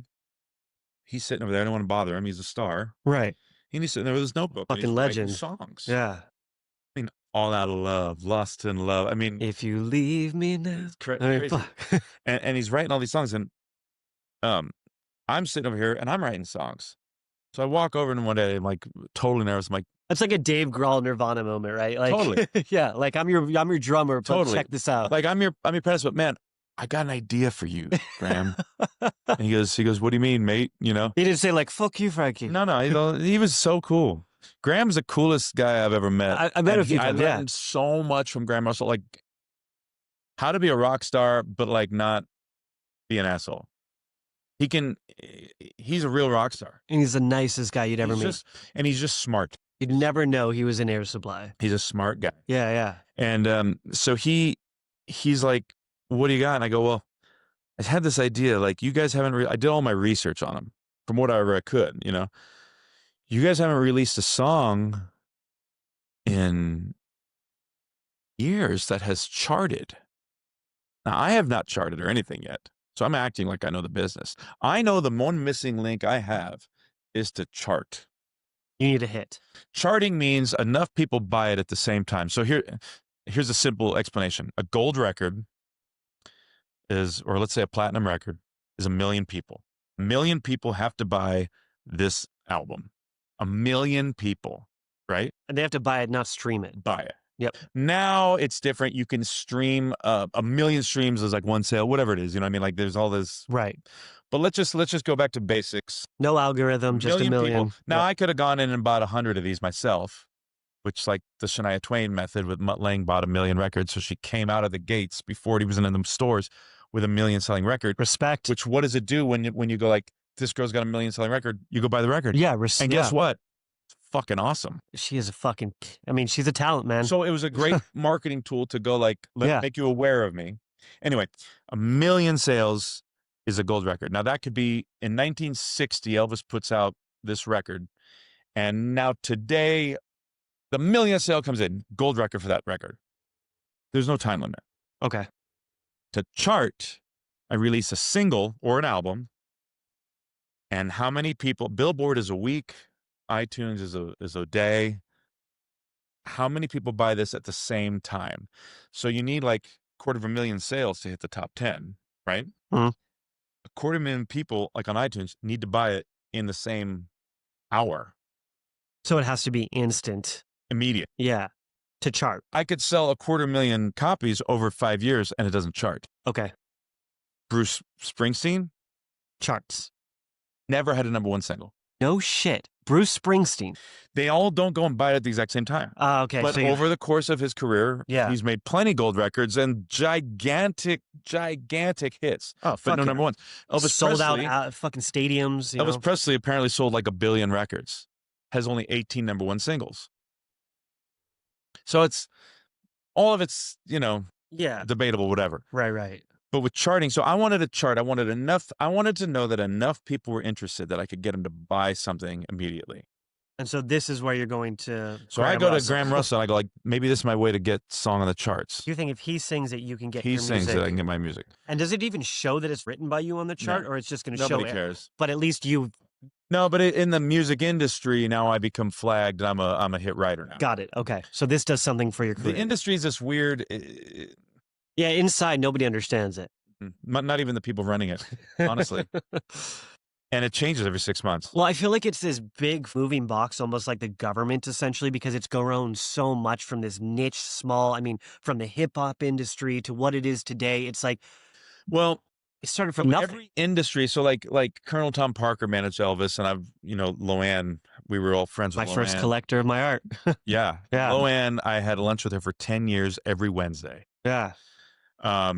Incredible. Loved her, amazing. But I was never interested in like the whole Elvis thing. I was interested in like, what was the Colonel doing? Like, what were the weird inside tips? Yeah. Oh, he would do this. He would go to the circuses, which were popular in the 50s, and tell them to play this stuff over the loudspeaker. So all the little kids would hear That's All Right, Mom, and go like, what's that? What's that? He was brilliant, wasn't he? Brilliant. I mean, he gets a lot of bad rap, and the movie made him look bad. And right. There's bad elements to him, but there would be no Elvis Presley, in my opinion, if there wasn't the Colonel Tom. Yeah, I'm not saying he was a good dude, but he was brilliant. I'm not saying he was a bad dude either. I don't know. I never met the guy. Yeah, yeah. Elvis wanted to be famous, and he hired this guy to make him famous. He did it. Did he? He's the biggest star in the world. It's a great question. Now the question of what he put him in was all the Vegas. And, was it? I don't know. Was that bad? I don't know. Well, I mean, in the movie, I don't know if any of this is true. The movie. He held him back. He wouldn't let him travel. I saw a guy fucking shit on a dinosaur. Right. Who knows if anything? Like, there's a million things you can hear, but I used to have lunch with her all the time, and of course she's pro Colonel. But just tell me the stories. Like they go, like she goes, Elvis was the biggest star in the world. He could do whatever he wanted.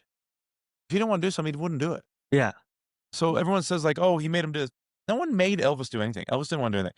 That's another conversation. Right. But anyway, so I'm just sitting there going like, I want to chart. I want to chart. Oh, my point with the Elvis, she always said Elvis wasn't in the music business. Elvis was in the Elvis business. So when you're talking about the hip hop guys and all these guys come up, each of these different genres, they're in their own. Dr. Dre does his own thing. He's not going like, what's this guy doing? What's hot right now? He's not thinking that at all. Fuck He's no. going, I'm Dr. Dre. I'm hot. He came from the underground. I mean, I don't know Dr. Dre, so I'm not speaking for him. Well, no, you can just look at the history. He came from the underground. It was nobody gave a fuck about hip hop. Nobody. And then takes now someone to make someone know something, and they just have to just roll with it, and then everyone follows what works. Yep. Now it's $1 billion industry. Yeah. So everyone follows what works. So I'm sitting there looking at Graham Russell, and I've already had some country artists cut my stuff, but I'm going, Air Supply is already, that's from the 80s, right? Hmm?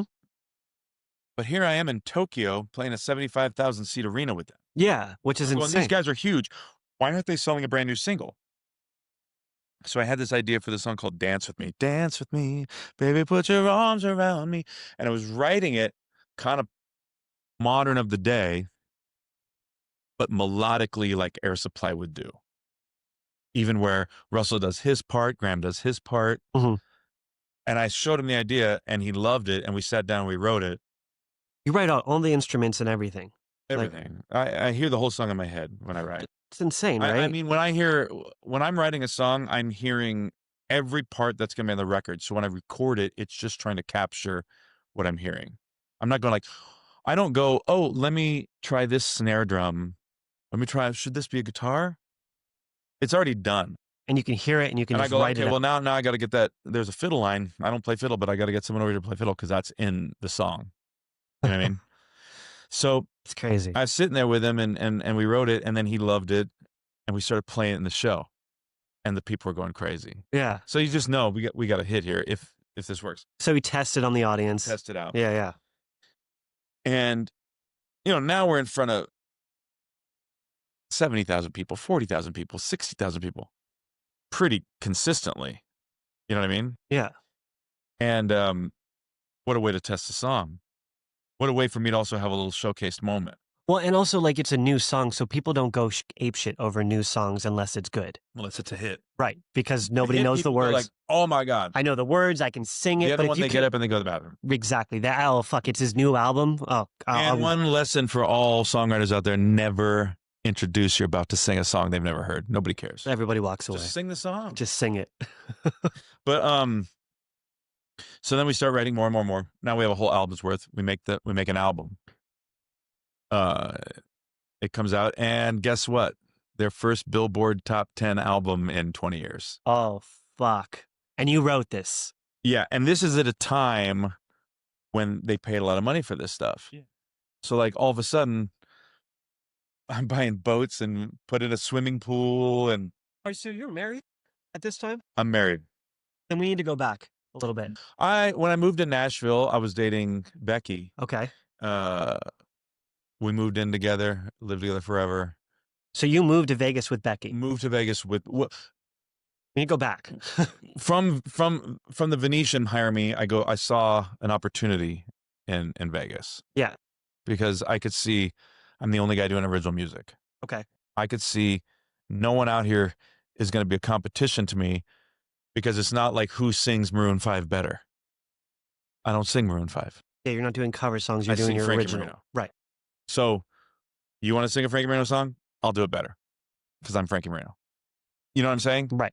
If we're going to sing a John Knopf song, you're going to sing it better. Even if you suck, if it's your song and your story about your quail, you're going to sing it better than me because it's your heart. Yeah, It's if your you try soul. to capture my image, you're not going to do it the same way. If that's your vision, I could go out and take a same angle and the same thing.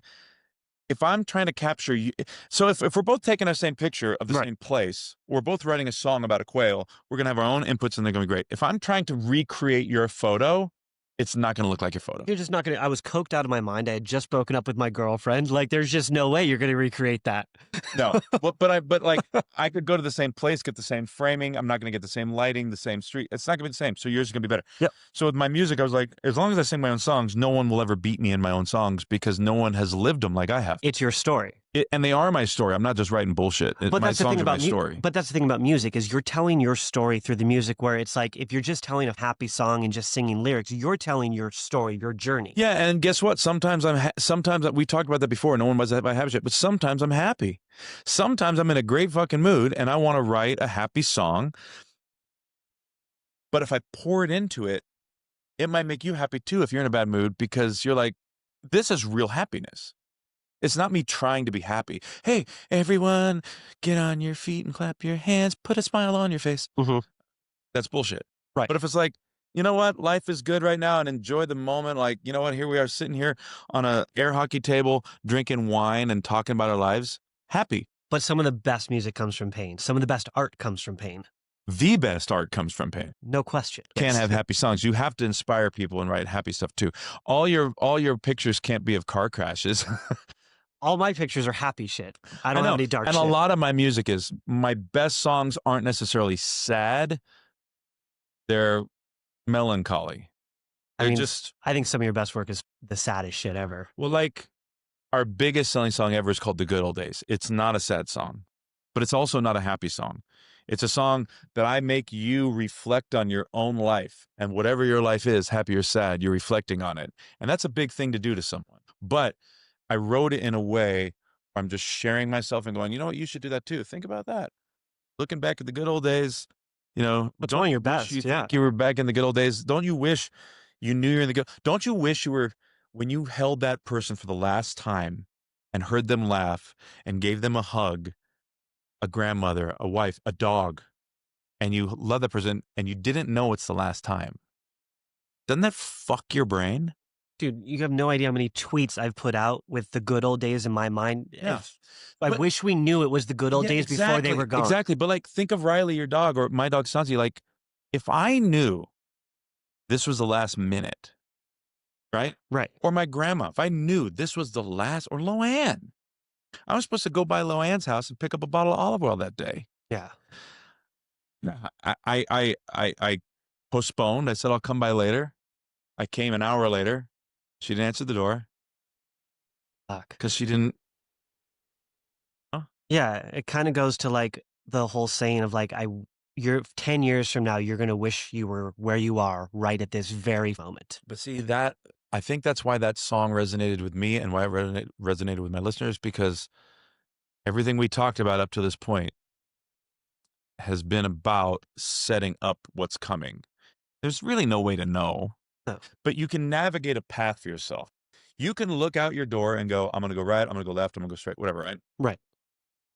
you don't know what's going to happen with you, right? You might go, oh, I'm going to go down here, and boom, a truck hits you, and that's just the end. And Right. that's simply the end. It's over. Right.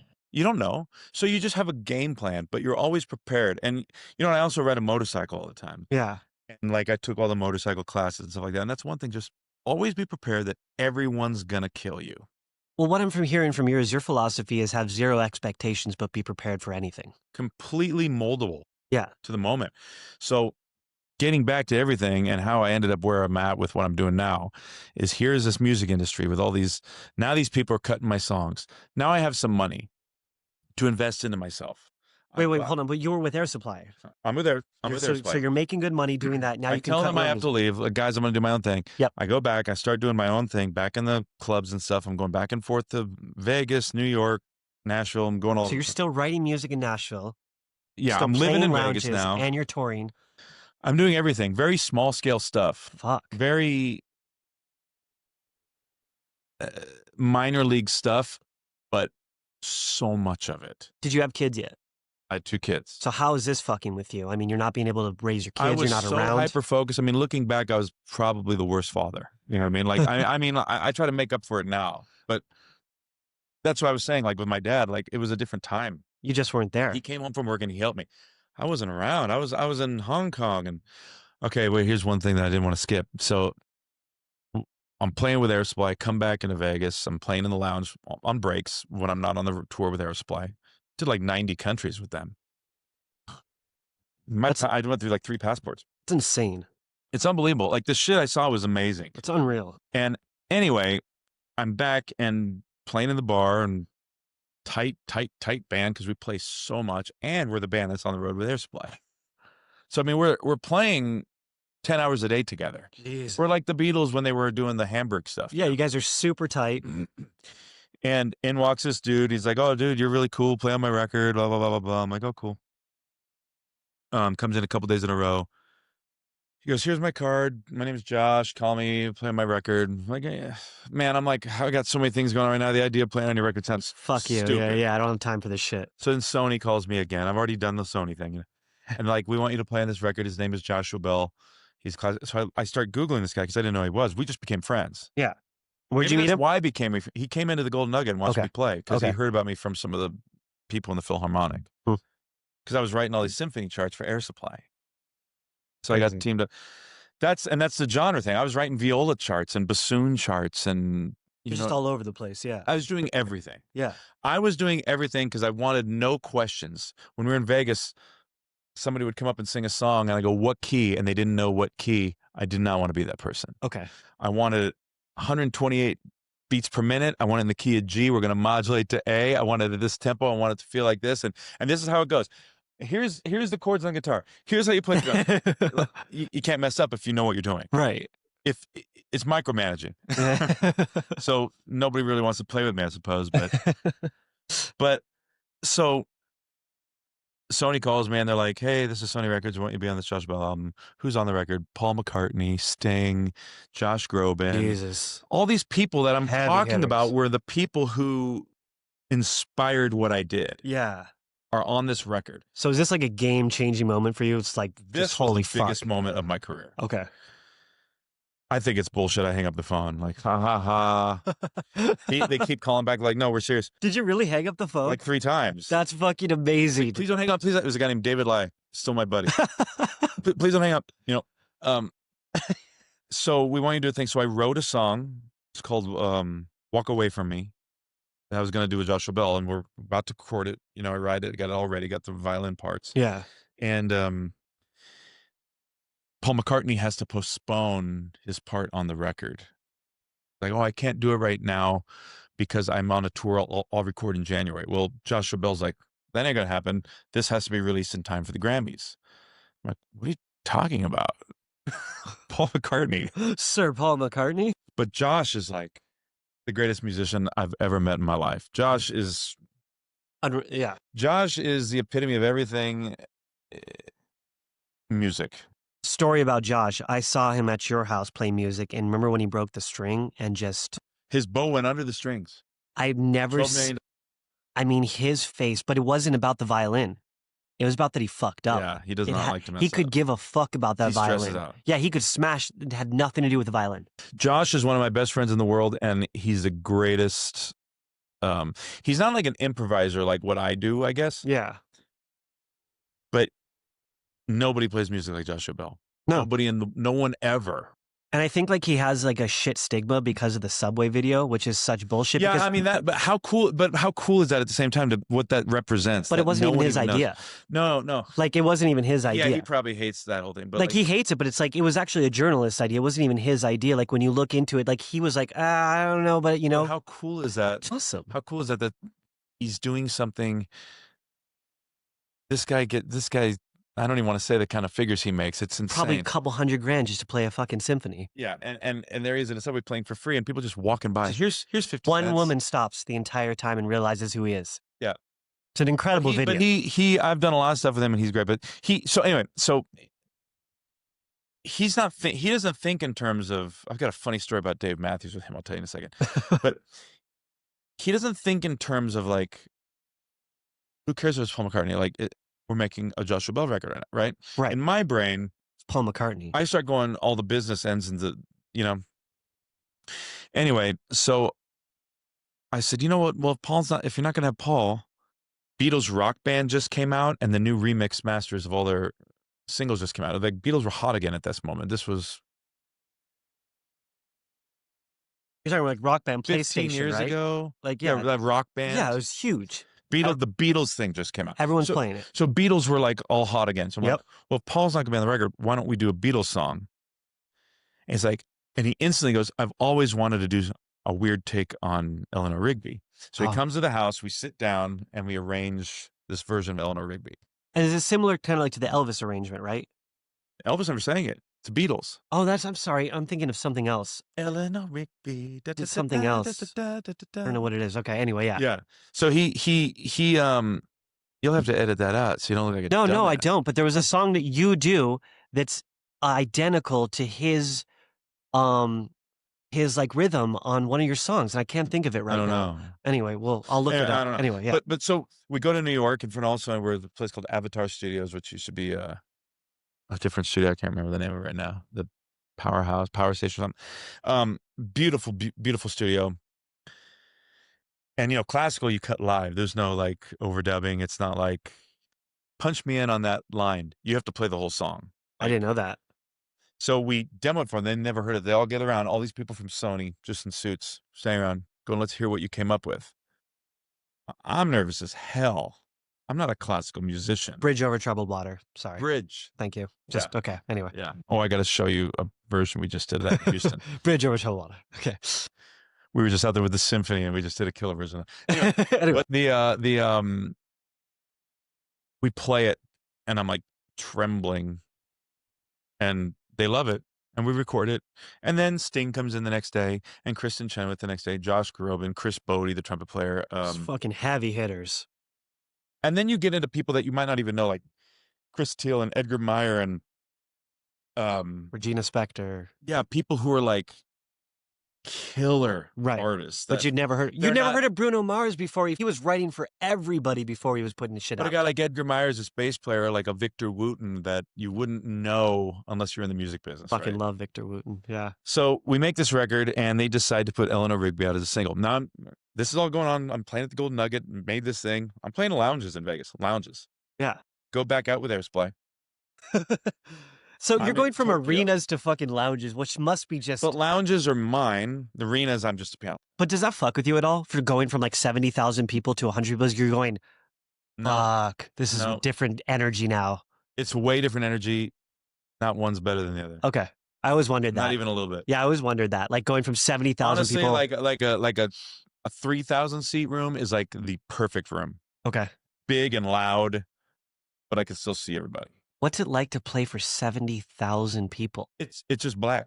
Does it feel anything? Feels like you're doing a music video. Like, because I know you've played 100 people rooms, restaurants, so like. It doesn't get like louder. It doesn't get louder, like nothing's louder or anything. Everything's the same. But it must feel so surreal knowing there's 70,000 people in this audience just staring at you. Maybe the first time you do it, you walk on stage and it's like a stressful thing, but then it's all black, so you just don't see anything. You don't throw up or anything. No, it's Wild. It's more nervous. I couldn't sit here and just start singing and looking at you in the eye. I couldn't do that. That's way harder than playing for an arena. Yeah, I get you. But It's so we do interesting. it, and then, like, I'm in Tokyo or somewhere now. I was in Japan or Hong Kong, maybe. I don't know. Mhm. I was in Asia with Air Supply, and I get a message from Sony Records. Congratulations, Eleanor Rigby just went #1 on the Billboard charts. What does that even mean? Like, because I knew what it meant, because that was the goal. Yeah, you charted. So it's not easy to see who charts. You have to, like, subscribe to charting and stuff, or subscribe to the Billboard magazine. But they sent me the thing, and there I was. You ever watch, like, all the Elvis movies, Jerry Lee Lewis movies I'd watch, where, like, you see the thing, their name going up the charts, so they hit the #1, like what the charts look like. Totally. Blue Yeah. billboard with the pink and the blue It's in the it. fucking best. And there I am. It says Joshua Bell and Frankie Moreno, Eleanor Rigby, #1. And I'm like, so now all it did for me, it was exciting, of course, but all it did for me was go, like, it can be done. It can be done. Right. I can chart. Did it. And I did it with him, and he's far beyond me. Far beyond me, just musically and everything. But you did it. You broke But the I door. did it. Yeah, you broke open the door. I just showed that I could do it. Like, if you win a race, it doesn't mean you're going to win all the races, but you know you can win. So, like, focus, you can win, right? So now it all starts coming to, like, a little bit more of a closed, narrow concept for me. This whole thing, like, I'm going to try this. I was like, focus. So I leave the Golden Nugget. I'm playing the lounge. I stop playing lounges, and I go to the Palms Lounge. I guess it is still, but we charge $10. And we're like, we're going to take a risk, because if I don't start charging. So did you four-wall or? Nope. Okay, so you didn't rent it. They said, we're going to pay you X amount of dollars. I said, I don't care what you pay me. I want $10 admission. Okay. The 280-seat room. And did you just do this to see if people would pay, or did you do it for the money? No, it's shit money. Okay. I did it to make sure people start paying to watch me now. Okay, got it. So you set a precedent. They pay to come see me with Air Supply. They pay to come see this. They pay for the Joshua Bell record. But when they come see me, I'm playing for free in a lounge. So you're setting a precedent. I am now making it where you have to pay for my art. Okay. And it's a risk. Mm-hmm. And there was a guy in town, I won't even say his name, but there was a guy in town who was working at a casino. We used to go watch him all the time. He was killing it. I mean, just amazing. Yeah. Packed house, free show. 11 o'clock show, whatever. We'd all go after our show, watch him, free show, amazing. Yeah. He goes, I'm going to start charging, I think it was $7. We'll go tomorrow. Bombs. Wow, So I'm like, we don't want to do that. So you're taking a huge risk. Huge risk. So luckily, 280 seats, sell it out. Now, how big's your band at this time? I don't know. We had like 3 violins and 3 horns, and because I was working with the Simon Cowell stuff. So you have still. like a 7-piece band or 8-piece band. It was like a 9. That's fucking 9 or 10. Okay, so you can charge. Like you have. Yeah. Yeah. And it was really good. Yeah, you guys were tight. It was tight. I remember watching. It was good. It was tight. I mean, I'd go up there and get all drunk and all this stuff, but like musically, it was rock. No, I remember when I moved here, my friend Marcel East said, do you want to see the tightest, most just technical band in the entire fucking city? And I was like, yeah, man, let's go. And then he took me to you. So the Joshua Bell thing, so I got a #1 single, got all this stuff. Gonna start charging for this Palms thing, so I'm all hyped up. Yeah, $10 a head. The Golden Nugget Lounge we were playing when it was maybe could hold 100 people. Maybe 60 people, really. Okay. Going to 280 people. We got some offers to play some places like 400 people. So like, I don't want to take that. I can't. I know I'm the average person will go, yes, I want to play the big room. No, you don't. You want to fill up a small room. Right. You want to fill a small room.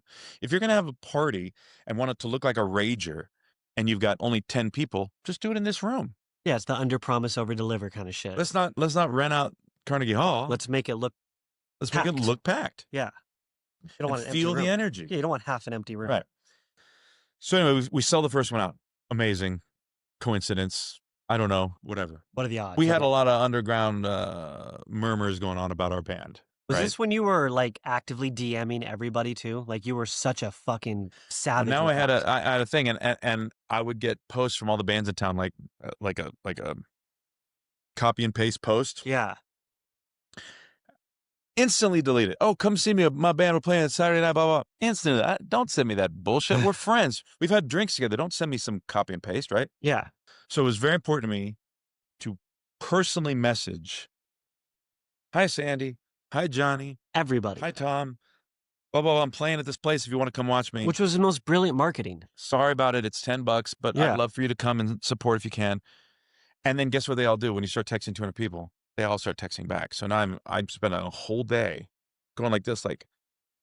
So your whole day is literally spent marketing, essentially. The whole day before a show was texting people. Yep. And then I'd show up and it's full room. Great. Got the full room. Now, well played. I'm gonna call in all those favors for all those celebrities that used to come watch me sing that wanted songs from me. Start inviting them. Everything from Mike Tyson to Smokey Robinson to Brad Garrett to famous chefs to who else? All the shows. I mean, everybody. Absinthe, Blue Man Group, Jersey Boys, everyone. Joshua Bell, Vinnie Paul from Ventura. Everyone was in the room. That alone draws a crowd. Yeah. And which room is this? Palms. Okay. We do our second show. Show number 2. And what are you calling these shows? Frankie Moreno. This Frankie Moreno show. $10. Yeah. What year is this, roughly?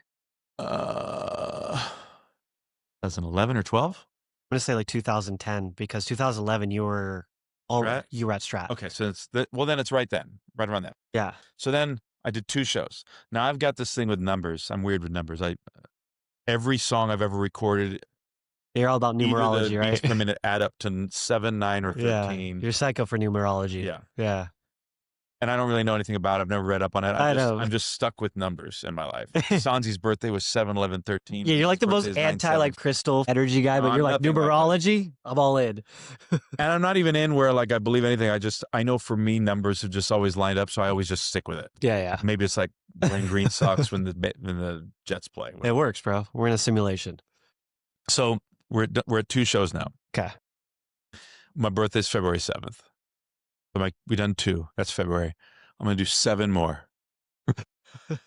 So you're going to run these back to back?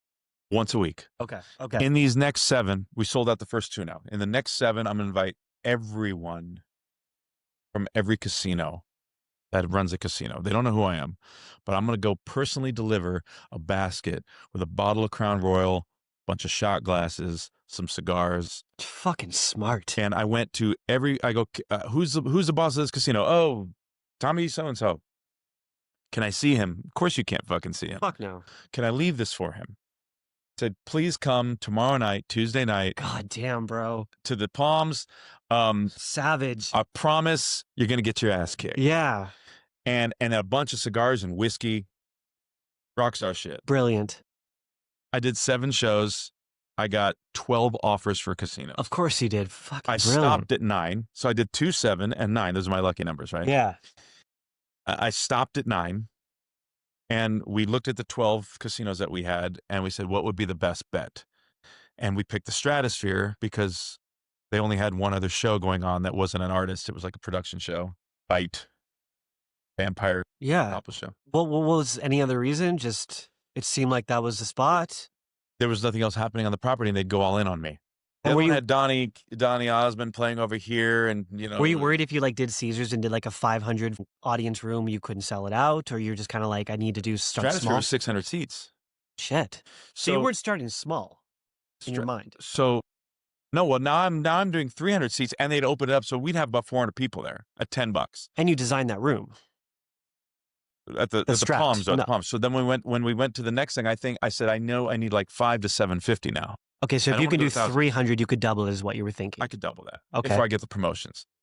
So we picked the Stratosphere, and I went in and sat down and looked at the room, and it was awful the way it was set up. And I said, let's redesign this. I want it to be like a Frank Sinatra room. I want to put on like an Elvis Presley style show with Mozart virtuosity, but I want it to be like a Frank Sinatra Las Vegas room. I want booths, I want everything. So we built the room. That's so cool. I want the walkout thing. I want all that. So they built it all for me. I was the last paid artist, straight paid. Didn't matter if people showed up or not. I was getting salary. I get paid for shows. It wasn't a 4-wall. Right. None of that stuff. Right. You were a headliner. You rent the room. I didn't rent it. They paid me to be on property, which means they were all in on using me to promote their property, the face of the property. Right. You were a headliner. I don't know if that means the same thing as it did back then, but it doesn't mean anything now. Oh, crazy. But you were essentially like. When does this thing air? Tomorrow.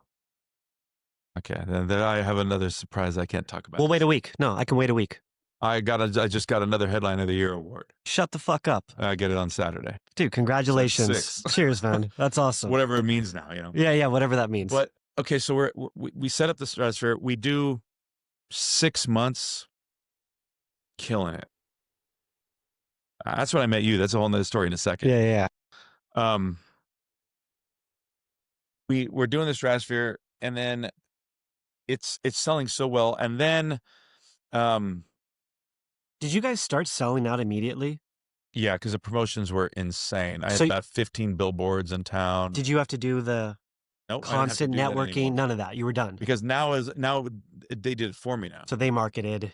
You're It good. was all strangers now. Yeah, which is different. Yeah, and then we would sell 50 or 100 CDs a night. So I was moving 500, 600 CDs a week. So now we're doing 1,000 CDs in 2 weeks. And that's all yours. Yeah. You don't have to split that with any No, company. yeah. But it wasn't so much about the money as I wanted the whole focus was to get in front of people. So eventually these people know who I am so I can chart. But the point is like, it's you selling those out of your own, through your own pocket. It's not about the money. You owned your brand.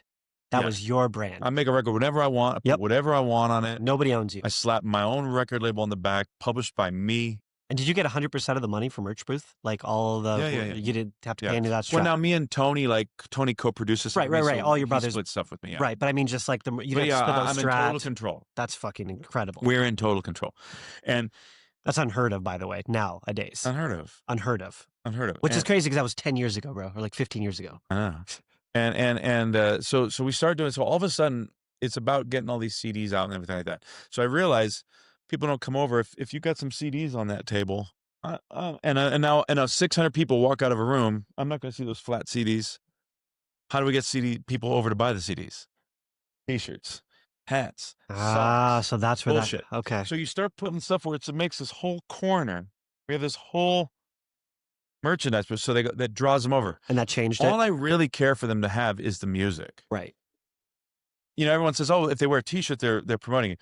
You ever walk by someone that's got a shirt on that says Randy Thompson? And you go, I got to check out who Randy Thompson is. Unless I know who the fuck they are, and then I go, oh my God, you're wearing a Randy Thompson shirt? I love Randy. And the only way you know who they are is if they bought it at Walmart and it says Led Zeppelin or Pink Floyd. Right. Unless 10 people are wearing that shirt and they're all coming in a row and you go, okay, who's this group? You're never going to ask. It's stupid. Yeah. So... But I like that what it does is it shows a support group. Yeah. And I wanted my whole career, I wanted to form as many people as I could into this army community, an army of sorts, right? Soldiers. Where it was like, where we were all rallying to win, like a sports game. Yeah, you're all going for the same goal. Like I'm not a big sports fan. I play baseball and stuff like that when I was younger, but like I'm not a big sports fan. But there's a rally in sports. I could go to a baseball game of teams I don't even know, and I get excited to be there. It's just the energy. The energy, the rally. Yeah. So like I wanted that. I didn't want just people going like, oh, you're great, Frankie. I don't care about that. I wanted to be like, I'm having a great time. And if we all work together, we're going to make a killer night. Yeah. That's what I want. To ultimately lead to me charting one day. So this is an ultimate goal to a chart. I just want to be on the charts. Yeah. Now, I've already got the Joshua Bell chart, but it says Joshua Bell and Frankie Moreno. I want Frankie Moreno. So you're building. So I'm almost there. Yeah. I've had other people now record my songs that have charted. Top 10s even. I've had a number one as a duo with someone. I need a number one myself. So I know I can do it now. So the goal is not to be a headliner. It's not any of The this. goal is to chart. I want to be on the Billboard charts just like I watched all my favorite artists do. So all of these are just pieces of the charts last forever. Yeah. So this is a chess game. Yeah, if I'm subscribed, like you won't be able to see it, but if you subscribe to Billboard and all that, I can go back to 1967 and see who had the number one chart on the rhythm and blues charts on this particular week. Oh, Ray Charles did with this song, and I could see the top 40. And that all comes down to a legacy. You want your legacy. It's forever. I want to be part of the fabric of music. Permanent legacy. Yeah. I don't care if I go to the store and you recognize who I am. Yeah. Fuck the money. Fuck the fame. I never cared. Yeah. I want money so I can have cool shit. But you want to, you're not looking for like, you're not trying to make billions. You're trying to sustain a legacy. Well, I mean, of course I'm trying to make billions, but I mean, Fuck. no, but I mean, not in a way where I don't crave that. Yeah, I'm like, you're not looking for a super yacht as much as you would like to be remembered as who you are. I don't crave that at all. Yeah. I crave one day when I have to fake my death like all the other artists do. Yep, and disappear with Tupac and Elvis. Or I'm actually gone and my kids are selling my guitars. I want them to understand that they're going to get more money for that Gibson J200 than it's worth because it was played by me who had something to do with these songs that touched somebody's life. Yeah. A legacy. A legacy. So I'm so close now. 2012. Okay. I'm doing Stratosphere. Yep. Not charting. Writing music. Writing music like crazy. Still doing the Sony thing. And then in comes this girl, Lacey Schwimmer, and she goes, "Oh, I'm in this show called Dancing with the Stars. You should come do a song on there." Yeah. I'm like, what the hell is that? You didn't even know what Dancing with the Stars was at the time. I'm like, sure, baby, and she goes, no, it's really big. It's like the most popular show in America, and like it's really big. I'm like, yeah. Okay. And so like she sets it up, and I'm on it. I'm like, awesome, cool. This is crazy. And crazy, man. Yeah. And then I watched a week before I fly out to do it just to see what it is. And Justin Bieber's on. I'm like, okay, wait a minute. Wait, do you remember doing this? Do you remember you got sick? I got raging sick. You got so sick you almost lost your voice. Well, it's once I saw what it was. You lost it. I'm like this because I was going to do live. The stress. 40 million people live. You had never done anything like that. So camera goes on you, and you go. They're going like this. 3, 2, and you're going to now be looking at 40 million people. It's like Star Search, except you're an adult now. Star Search wasn't live though. Ah, okay, that's pre-recorded. I've done live TVs like Miss America. So you fuck up, it's over. It's not over, but it just like if you fuck up, that's gonna go viral, bro. That's gonna go viral. Of course. Yeah. Instead of being Elvis, I'll be like William Hung or something. Pelvis. But it goes live, and I mean, there's all kinds of drama that I want to talk about on camera, but like the lawsuits and stuff because we had the jelly beans being made. Oh, they pronounced your name wrong too. Remember that, Frankie Moreno? Moreno. But I do it, and the song "Tangerine Honey" we did sells a gold record. Doesn't chart though. Doesn't chart. Just sells. But over the next like month, it sells a gold record. It sells 500,000 copies, but not in a day. It does nothing for you. No, I mean it still does. It still does. I have a gold record, but I just want to chart. That was my personal thing. Right, that's your goal. And okay, so now I got a gold record, and now the Stratosphere signs me to 4 more years. We do, I don't know, 500, 600 shows at the Stratosphere, whatever it is. At that point, I'm been doing it every night. I'm tired. I'm over it. Not because the Stratosphere was amazing. It's just I was just over the repetitiveness of it all. You're doing the same thing. I wanted to tour again. Yeah. I missed all that. Started, going through a divorce thing, and like everything just started like crumbling and got ugly. And you were there the whole time. I watched it, man. You were living in the Stratosphere. I was living in the Stratosphere. Like I would go out on stage and do my show, and we have a whole dressing room. We have a whole floor. Remember? Whole floor of dressing rooms was for me. It was Elvis Presley stuff. I remember when you completely just shut down because it was just too much. We had a whole floor partying. We were partying. You were going so hard. And I would drink a bottle of whiskey. And then No, fuck you, dude. A bottle of whiskey. You had an entire. Do you remember? Yeah. Like this giant. Like it's made for the South for making sweet tea. Yeah. And you filled it full. You just go. You put your cup and you go like this with Crown Royal. Every night. Yeah, it would go that was empty. a bad time. Every night that thing would go empty. How much we were all drinking is disgusting. That was a bad time. But it was a great time. But yeah, it was a great time. But like. It wasn't healthy. I was not happy, and I was so just in this fuzz and dark, and I didn't know what I wanted. It was rock star. Well, because also I had already done now the TV show. And I'm still not charting. It's 2013, 2014. I'm still not charting. Well, and you've also kind of not peaked, but you've like done all these peak moments. I've done things that everyone would wish they would do in their life, and I've already done it. I've been to 150 countries. I got Bruno a Mars gold didn't record. play a fucking stadium until he was Bruno Mars. He didn't tour with Air Supply and play. There's nothing to get more of. Yeah, you had it. You had been and fed we it were all. getting paid so well at the Strat. Like it was such a massive thing. Like everything was, we had boats, we had pools. I mean, you were living the best life. We were rock stars, but just not. I wasn't. You didn't have your achieving. I didn't have that chart. And I'm like, why can't I get a #1 hit? I want a #1 hit. I don't care if it's even on a local chart at this point. I just want #1 hit. I really want the national #1. But you'll take anything at this point, just a fucking chart. I want to say that I'm a #1 on something. Not to be better than something, just for my own. That was my personal That was your goal, yeah.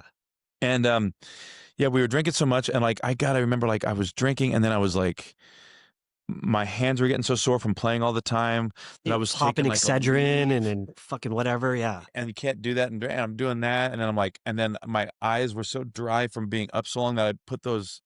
Some photographer gave me these things that like dye your eyes blue, like to make them white. Yeah. And I'm putting those in every day just to keep my eyes clear. And I'm taking these Aleve, and nothing like illegal really or anything like that. I've never been into drugs, or I don't smoke or anything, but like a lot of whiskey, a lot of anti-inflammatories. Yeah. Just a lot of alcohol. And a lot of no sleeping and just messing them up, Yeah. And yeah, I'd be back. It's funny because like we'd be selling that room out, and I'd be back in that room all by myself. You'd be back there with me. Yeah.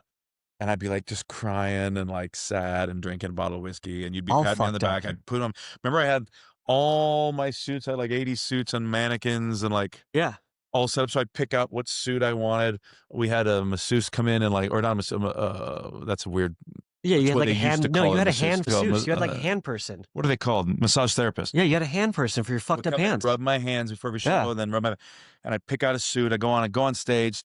Well, what blew my mind is that you could, bro. You would be so fucked up and broken, and I would see you literally like having like almost like a fucking heart attack, like a panic attack, and somehow it was. I was just sad. But it was like there was something to be learned from this, because no matter what, you turned it all off, and it's like, I have to get on this fucking stage and smile. But it wasn't even like the show must go on kind of thing.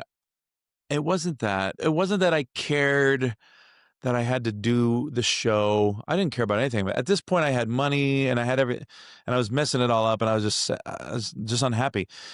It was that made me feel good for a minute.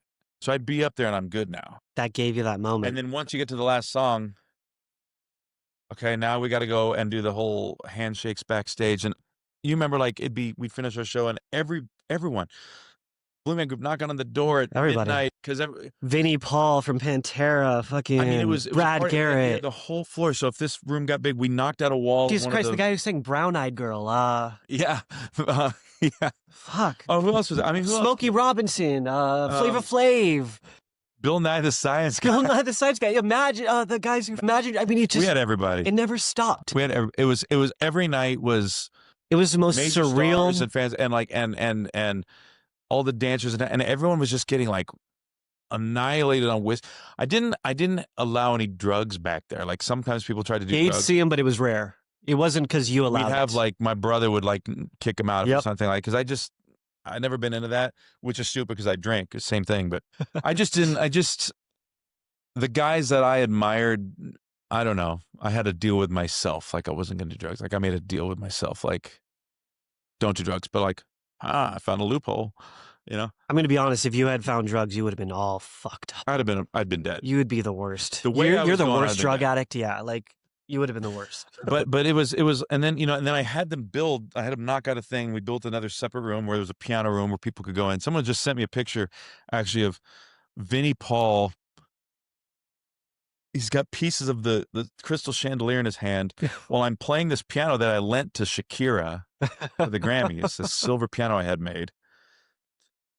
Joshua Bell's playing the violin, and Oral Hershiser's sitting on the couch rolling a baseball in his hand. I'm going like, this is my life. That's weird. Yeah, it's like out of a movie. And then I built these love beads that exited out of the room so I could bail and go back into my room and just go back to sleep and be sad. Was it taking just all of your energy to do that, to just pretend like you were happy? Yeah, and so I thought the only way to fix that was to shake the ant farm, like rebuild it. I already know how to make money in music. Yeah. I already know how to play music. I already know how to build publishing companies, record labels. I know how to meet people. I know how to network. I can shake it and start from scratch. That was my only thought in my head. Whether that's right or wrong, that's what I was thinking. Like, I need to like reset my life and try this again from a different angle because I'm not getting that number one. Right? Yeah. So like chapter 11, you're just going to reorganize. Yeah, I'm just going to like move to a new state and make a new name for myself. Whatever. Start over. So I'm like, oh, I'm not going to move whatever. So I created this new thing where I'm like, I'm still going to be me, but I'm just going to start from scratch, personal life and everything, you know, and it was rough, but, I mean, super rough. Yeah. But then now everything's great. But so then we leave there, we start playing other places. Then we get the big sign a $11 million contract over at the Planet Hollywood. Game changer, just crazy. Shelby Cobra on the stage, like. And the show goes like, what, couple months, and then they fold because it was 900 seats and we were getting like 800 tickets a night and we had to sell out to break even. And realistically, they used you to basically, they used you for tax reasons. Yeah, it was literally tax reasons. But I canceled my entire year of work. But it's insane. Like, but signing my name on my kitchen table for $11 million was pretty badass, you know? But really, like, think about that. Like, that was, in my opinion, like one of the craziest moments in your career, because it's like you have this giant stage where you could literally spend any amount of money and they let you. And because they let you, they let me do everything, and it was everything I ever wanted. Because they wanted this so they could write it off. It was so fantastic. But show 2, there I am again going, I have to do this exact same. I have to stand in this spot for this song and then move to that spot. But it's even more redundant because now you're at a real like Planet Hollywood where they're like, legit. This is like Cirque du Soleil stuff. Yeah, they're like, fuck you. You have to do everything. And in my brain, I'm going, how many nights in a row can I do this? On night 2. And wow. it was like a month or 2 later, they called me and said like, hey, we need to cancel the show. And didn't you have like a fucked up back too at the time? And you were like all... Yeah, and they're like giving me like... You were like on painkillers. Little tissues full of pills. Like, take these, it'll make you feel better. I had ice packs on. And people write me like, wow, you've gained weight. I'm like, I've got ice packs on. You're fucking Elvis right now. Like, it was rough, dude. But when that ended, I wasn't as sad as I was like with the personal stuff that happened before. Right. It was more like, well, that's a sign. I cannot do a redundant show after show. My show has to be different every time. And I write songs every day and I need to be able to do it. So we started building the email list. And when we hit a couple million people with that, I'm like, let's release another record. What gave you that idea to start building an email list? That was always the plan, was to collect enough people we didn't call it an army yet. It was just to collect people in a community. Have enough people, have an outreach. Okay. So now we're very addicted to these phones and everything. So like, I would notice on Instagram, people give me a heart and they move on. You know, can't text everybody anymore. I can't physically text 4 million people, you know? Right. But we can shoot out an email and it's in your phone and it's not a swipe and like look at, or don't get an algorithm on Facebook. It goes into your phone. So we're like, that's important. We need to get that. And we're very adamant about, if you don't open that email in 3 or 4 times, we delete you off the list. I don't want fake numbers that I don't know what I'm looking at. I want people who care. That's it. Yeah. That was important. So start building this, start playing the Golden Nugget. We start building this thing. Billy Mack, remember Billy Mack, my buddy? Yeah, I remember him, yeah. He goes, you should name the fan club something. I'm like, well, what would we name it? Just call it like the Army, Frankie Moreno Army, FM Army. I'm like, that's kind of cool. We'll just do that. Yeah. And because everybody needed a name, because everyone's part of this thing, but like, what do you call this thing? It wasn't about me anymore. You know what I mean? Yeah, it's this I'm community. the nucleus. Right. But these people are now going out and having dinner with each other and making friends with themselves. It's like it's a community. Yeah, you're the hub, and now it's branching off into Yeah. all these different routes. So then we started going like, okay, people started approaching, like, do you have a fan club? And people came in and started organizing this. Builds and builds and builds and builds. We're being very hyper conscious of who's following, who's purchasing stuff, who's not. And we're also in a time where CDs are starting to go extinct. How am I going to chart? Yeah, everything's digitized. I released Angel Town and Diva and Biggest Fan, 3 massive songs for me. Yeah, great songs. Yeah. Never charted. Not any of those 3 ever charted. Those were big songs. I still play them today. Yeah. Never charted. So we're like, God, we're missing something. So we're working at the Smith Center off and on here and there. It's a place in Vegas. And we're like, let's do the once a week we're playing there. Now we do like once a month. But we're doing once a week. And we're like, let's do a Mozart thing where we write 10 new songs. We're doing a run of 10 shows for this little year, right? Or this little couple months. Yeah. Let's write 10 songs for each show, not repeat a song. And the only way people are going to hear these songs is to come to the show. We're not releasing these. We're not selling these. We're not doing them ever again. We're going to play 10 songs tonight you never heard that we wrote this week. Band learns them. We don't use charts on stage. I write them, record them, send them to the band. They learn it. This was a pivotal moment. Yeah, you're leveraging scarcity. This is how we get to charting. Okay. So everything else has been set up and coming up. So now we write 100 songs in 100 days. Really? 80 100 songs in 100 days? 100 songs in 100 days. It's wild. And perform them all each week. And I see... So all your members have to learn all this shit. Yeah, it's a lot of work. Okay. And I see every 7 days we do a show and we have to have 10 songs. Right? So, I mean, we weren't recording. I'm just writing them, putting them on a little note thing, sending the band, learn this. Okay. I just played all the instruments and everything. Tony played the bass. Is this during the pandemic or? Nope. Okay. This is like 2018. Okay. So this is in February 2018. So we go, okay, we wrote those 100 songs. He goes like, man, there was 10 of these songs that people really responded to. Let's put them on a record. And so we started writing this record, but these songs were very like 50s, like Elvis kind of stuff. Like I'm back to like my childhood stuff. Yeah. And we're like,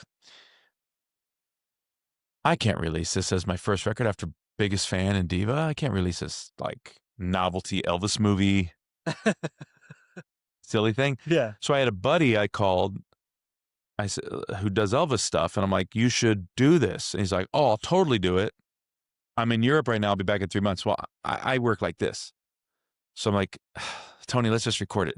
Got together with Loanne. I said, what do you think? I got this idea. What if I use a fake name? I was going to call myself, what the hell was I going to call myself? Jimmy Velvet or something. I don't know. I think that's a guy, actually. That's probably a real musician. I'll release it. And she goes, no, this is great. Record it under your own thing. The guy who was mixing my records at the time goes like, no, man, like, don't just put this kind of stuff out. So I had to find a new guy to mix his stuff, put it out, and that's the end of it. I get a message from Billboard magazine saying, hey, your album's going to be on Billboard magazine in the top 10, the album in the pop top 10. And I'm like, delete. I mean, we hadn't charted ever. This thing's certainly not going to chart. Yeah, you don't believe it. Make another record. So now let's go back and take all those 100 songs. We'll make 10 records. We'll put out a record every damn month. Nobody does that. Yeah. Everyone was doing singles right now. So we're like, let's do albums. Like you have to listen to the album tells a story. Let's do albums. You know, music industry goes album, singles, album, singles. Yeah. It was in a singles era. We're going to release albums. Put out another record. Nothing happens with that record. It was a combination of Biggest Fan and Angel Town, all this, like a collection of everything we already released. So everyone already had it. Put out another record. Then we put out a Christmas record. August, September, October. Yeah. Frankie's Christmas Party. Yeah. I get another thing from Billboard saying this Christmas album's charting in the top 10. I'm like, bullshit. They send it again.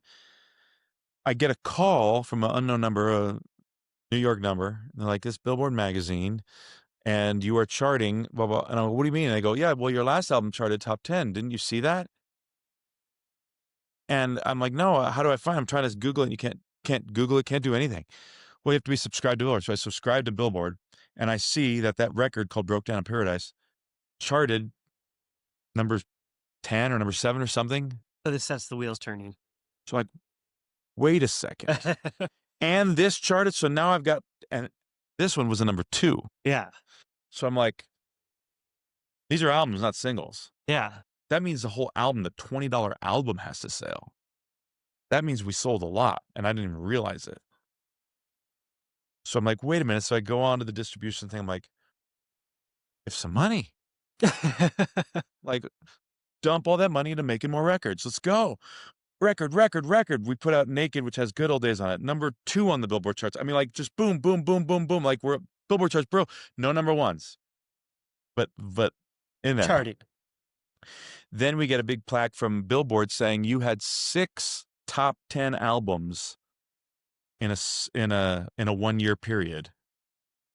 That's the highest ever. That's crazy. The only one who's number 2 to that is 4 top 10 albums on Billboard in a year, and that's the Beatles. So we're like, wait a minute, okay, we got something going on. We got something. COVID.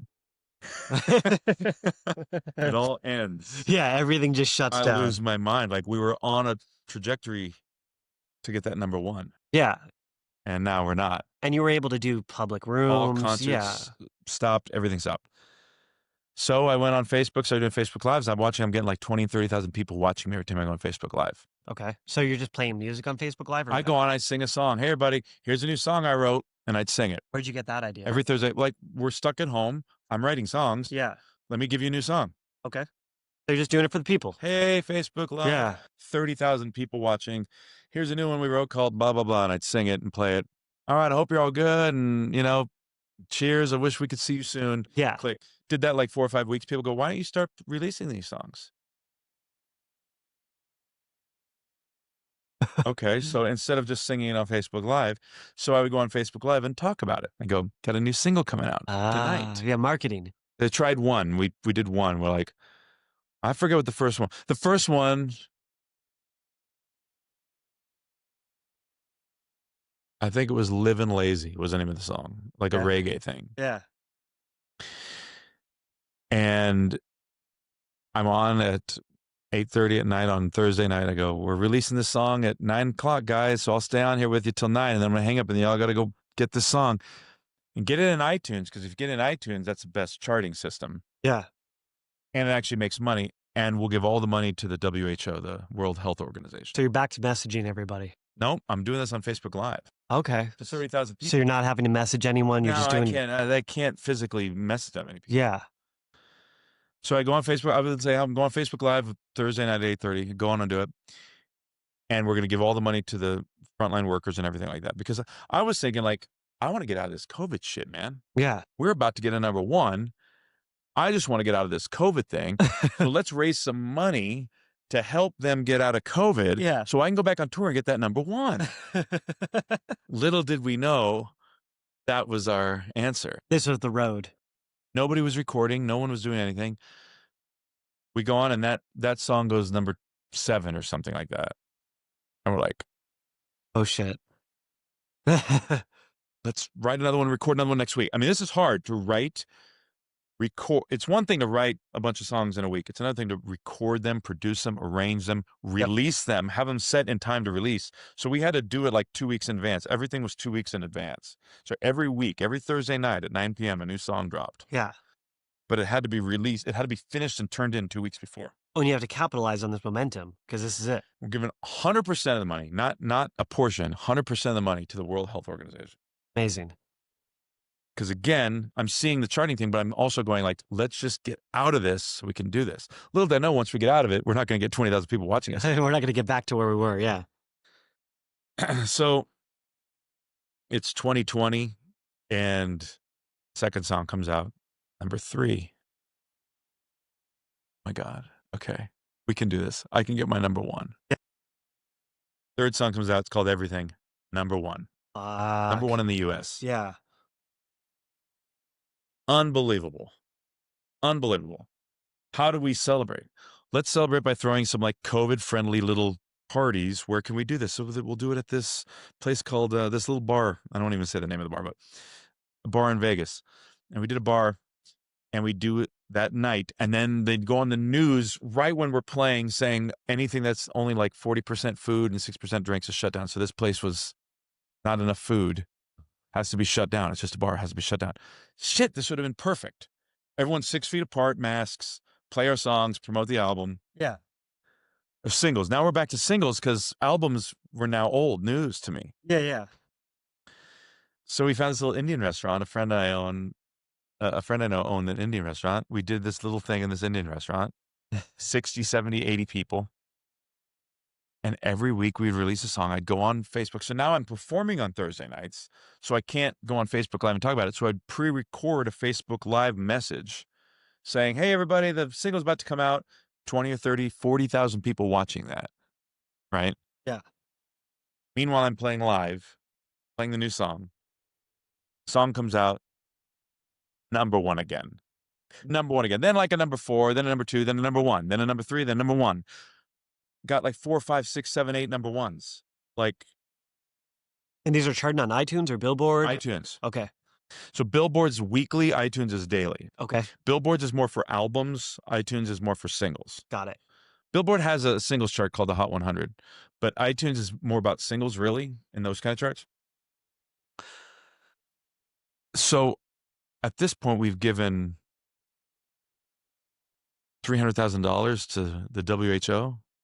You're solving So COVID. I'm getting letters from them. Thank you. Oh my God. Yeah. You know what I mean? All right. How many does My Heroes have? How many number 1s does Elvis Presley have? He's at 18. Well, of course, it doesn't matter. He's sold so many damn records. Yeah. But he's got 18 charted number 1s. Let's try to get that. Let's beat that. That'd be fun. Yeah. We get 20. Now we've given over $1 million to the World Health Organization, right? Then we're like, well, who holds the record for this thing? George Strait. It's got 60. We got to beat that. So then it's just every week releasing singles, and most of the time hitting number 1s. 2022, 2023, 3 years. So we're talking 170, 150 or 60 singles. Are you every week? 3 you doing years. the same genre? Nope. Or so you're mixing Classical, blues, reggae, rock, country. We charted in Latin. We beat can't even think of the name. Fergie's band. What's it? They had a Latin song came out. Black Eyed Peas. Oh yeah. Black Eyed Peas. Country, classical. We beat Andrea Bocelli. I mean, like, we're just giving all the money to the Who. So now we get this big plaque from the Who. Thank you for the, whatever. COVID finally starts fizzling. And I got like 70, 80 number 1s now. We hold the record now. Okay. I get a thing from iTunes. I get a thing from Billboard. I got a thing from all the main companies, right? Plaques, whatever. I go, well, I can't just start collecting the money now. People won't rally. Right. We got this thing. It's this team of people, this army of people. They won't rally like, oh, give me the money now. You know? Why not?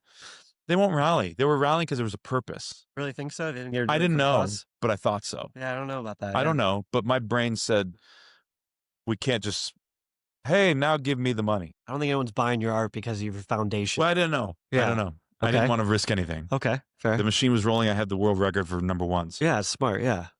So now we start playing again. Everything's good. And we start working again and get more money now because we have number 1s. Playing bigger shows, more money. Everybody's happy. It's 2023. And we go, well, let's continue more number 1s. I took a break for a minute after 3 years. 3 years of every day working on music. Yeah, producing, it's a lot. 3 fucking years of every day waking up at 5 a.m., writing music all day. I don't think people realize how 3 or 4 songs that day, picking my favorite. Yeah. The next day I go and fine tune it all day. I don't think people realize how hard it is to do something every single day for 3 years. You have no idea. It is so fucking hard. And to an extent of, we're talking about 14, 15-hour days. Yeah, it's like, oh, I can take tomorrow off. No big deal. There was no reason to take anything off because there was nothing to do. We were locked at home. Yeah. And there was nothing else I knew how to do. Yeah. So it worked out great for me. And One I of have the a home best. studio. And luckily, didn't have to pay musicians because I play all the instruments. Ah. I also engineer. I also do everything. You're doing everything. So It it's was all amazing. you. It was amazing. That's the best time. So we decided to start releasing again. Took a little break. Started releasing again. Like, let's hit 100. Let's get a round number, 100. Like, can't end with 64 or whatever it was.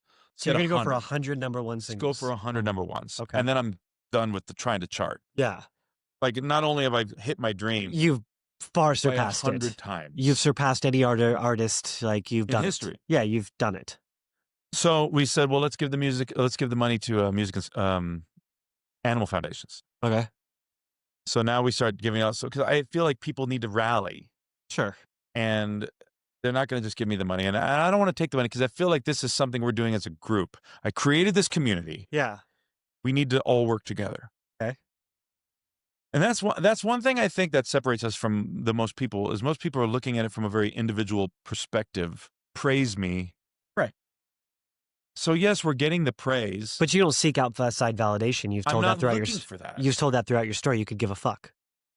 Yeah, so it means nothing. So to me, it's about what's a plan and a goal, and let's achieve the goal. Yeah. I cannot sell 1 million records to myself.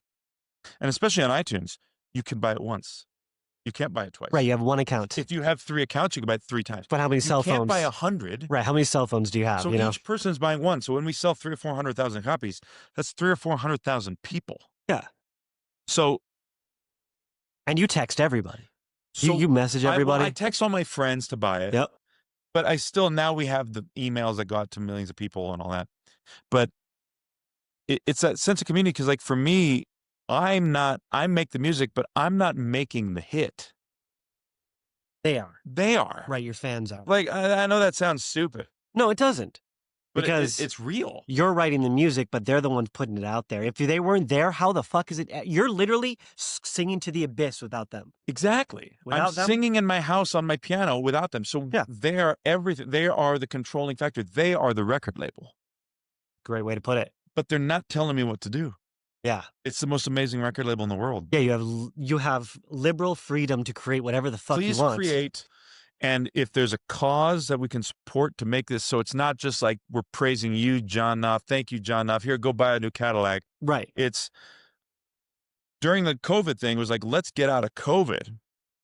And we'll rally. Yeah, let's just get out And of now this. we rallied and we're out. We're like, wow. Now what? So I'd like to think that all of us who were involved in that had something to do with helping finance some of that a little bit, you know? Yeah. And then it's like the animals, like, let's help the animal shelters and stuff. So we started working with so many, God, all over the country. So now the goal is hit 100. Let's just hit 100. And so I could stop because this craziness is getting crazy now. Yeah, now it's becoming that stratosphere thing for me. You're obsessive, but just where too it's much like repetition. I'm becoming in a rut. Yeah. Let's hit the 100 and kill it. We hit 100. So we stop. We just stop and that's it. Yeah. So we're going on. We're touring. Everything's great. 2024. We're great. Like, you know, be badass. Let's just double number 2. George Strait's got 60. Let's just get 120 and then we'll stop. So you go back at it. We go back at it. Jesus Christ. Hardcore. Get it. And this is 2024. 2024 into 2025. Yeah. So we just hit 122 now. No shit. Congratulations. Yeah. Wow. So we have 122. And during that time, we're also releasing albums that are charting on Billboard. Yeah.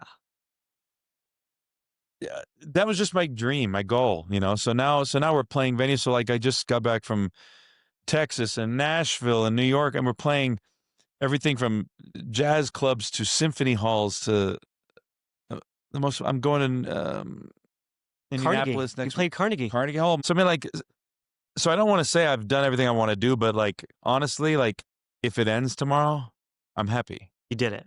I did what I wanted to do. Now I'm more working for, now I'm the general of the army. Yeah. Now I'm more working for everyone who signed up to ride along with me on this. Not in a bad way where like I feel like I'm doing it for them only. Right. I'm enjoying this, but like now it's like, hey, let's all like we're just all a big team now. Like they're the band. We're all a big band. You know what I mean? It's like Your Grateful family. Dead stuff. Your family. They come all over the country to the shows. Except you don't hate each other. Right. Right. Exactly. Well, some do. But like now it's like at this point where like I don't feel like we need to achieve anything. So now and you're coming on Friday and we just did one last month, these album release parties. So like we just did an album release. So like now the goal is like we have all these fans. We have all I hate to call them fans, that's a stupid word. Family. Yeah. I love it. Or just supporters and friends. Yeah, yeah. People along for the ride. People who are with you, man. Yeah, working teammates. with you. You got I play the piano and sing. I write the songs. That guy plays the bass. That guy plays the drums. That guy has to sit in the crowd. That guy has to sit in that part of the crowd. Yeah. We all have a job. That They guy all has make to serve the drinks. I feel like they make the stories you write about it. Exactly. Yeah. So now we're at this place where like we make a record and we're like, and I got this probably from you with you make, number 1 of 200, whatever. Right? Yeah, edition scarcity. Let's make an album and only print 200 copies. Mhm. Now we'll put it up like digitally where people can get it. Right, but hard copy. But if you want a hard copy, instead of making 50,000 or 100,000 records, let's make 100 or 200. Yeah, it may turn into a collectible. Yeah, so we do like 200, and 100 is for people who can't come to the event if they don't live in town, and 100 is for people who can come to the event. We have 200 copies, assign them. The only way you get this album is to either be at the event or be the first 100 to order one of those hundreds. That's badass. We get a little pushback because some people go like, well, I wanted one, but we're doing it so frequently. I've got so many albums. We've got like 30, 40 albums. Like, what do I need? 41? Yeah, and you can get it digitally. So, but we wait like a year to release it digitally too. Oh, even better. Like kind of like a movie. It's like you can go see it in the theaters, but we're not going to release it for 5 months. Yeah. Yeah. So we wait a long time. And we do these little parties, and now we get to sit at the party and we get to discuss how we wrote the music and take questions and answers. And we get it. We give them a copy of the record. It's signed, and they're the only ones that can listen to this, because if they care enough to be there or order one, they're going to really like it. Yeah, and then it goes back to what we were talking about when we go and we used to sit and get a record and put it on and really care because it was important. These records are now important again. Yeah. Instead of releasing something into the abyss and hoping that somebody in Timbuktu buys it, who really we've got our fan base. Who cares enough to be involved? I know they all care. Everyone cares. Right. But who cares enough to be so quick? To show up. You have to be involved. Before Tower Records or Sam Goody sells out. No, get in that line to buy that new Ricky Nelson album or Backstreet Boys album. You got to be in line to get it. And boom, on this day, it drops at 2:00. Boom. They're almost all gone. But that creates secondary sales. It creates a demand. It's a good thing. It's amazing. Yeah. So it's great for business, number one, but it's also, for me, it's like we're really finding out who really cares. Who fucks with you? Truly. Like, that is the way to find out who fucks with you. Yeah. And it's really great. So when we sit there and like, I get to sit there and write any kind of music I want with Tony. We like write anything we want. And, now sometimes, we'll give like portions on certain things. We'll give portions to animal stuff. So I get some of that. So luckily I was able to get myself a little place in Hawaii and all that kind of stuff. Right. But so now I go sit in Hawaii and come home. I got my little dog and we just sit there and we write songs and we look forward to these albums and we sit there and we talk about how we wrote the songs and just tell our stories. And I'm not done by any means. Right. But I look at all the people and friends of mutual friends, where everybody, like, I look at these people who are hustling in the business, the complete wrong directions. Right. Because this business doesn't exist anymore. You have to completely reinvent the wheel now. You have to think a totally different way. Mm-hmm. And for me, luckily, I created a sustainable fan base before the industry crumbled. Right. Because those people are here and in place that I can communicate with them. Yeah, you made an army. So if you don't have, I used to do this all the time. I go play like Fremont Street and it's packed. Get a picture of me of like waving with the crowd behind me. Yeah, it's great for socials. Means nothing. Those people didn't buy the records. They don't care. It doesn't translate into income. It doesn't translate into anything. Right. And it's fun, but like you have to look at it from a different perspective. Like, how do I how do I make a difference? What's long term? How do I make somebody actually give a shit about what I'm making? I Yeah. could write a song all day. I mean, now we have AI and Suno and all these things that you can write song. Anyway, you can say, I want to write a song about my dishwasher breaking down. Yeah. You got a song. Instant. But how do I write a song that's actually going to fuck your brain up? Yeah, that's going to tell a story that's going to come from the soul. And really hit you in the balls. And you could still use AI to do that. Yeah, I mean, you know, for me, I use some of that stuff like Chat GPT to like, hey, is there something I'm missing that I could add to this? And Totally. and half the time it's stupid, but every once in a while it's like, try this. Oh, I didn't think about that. And then I go, I like the realness of just not. I am not anti that at all. I love that stuff. Yeah. I get off on coming up with ideas. So when ChatGPT gives me a lyric idea or a song title, give me a song title about paradise. Here's a song title. Cool, it's awesome.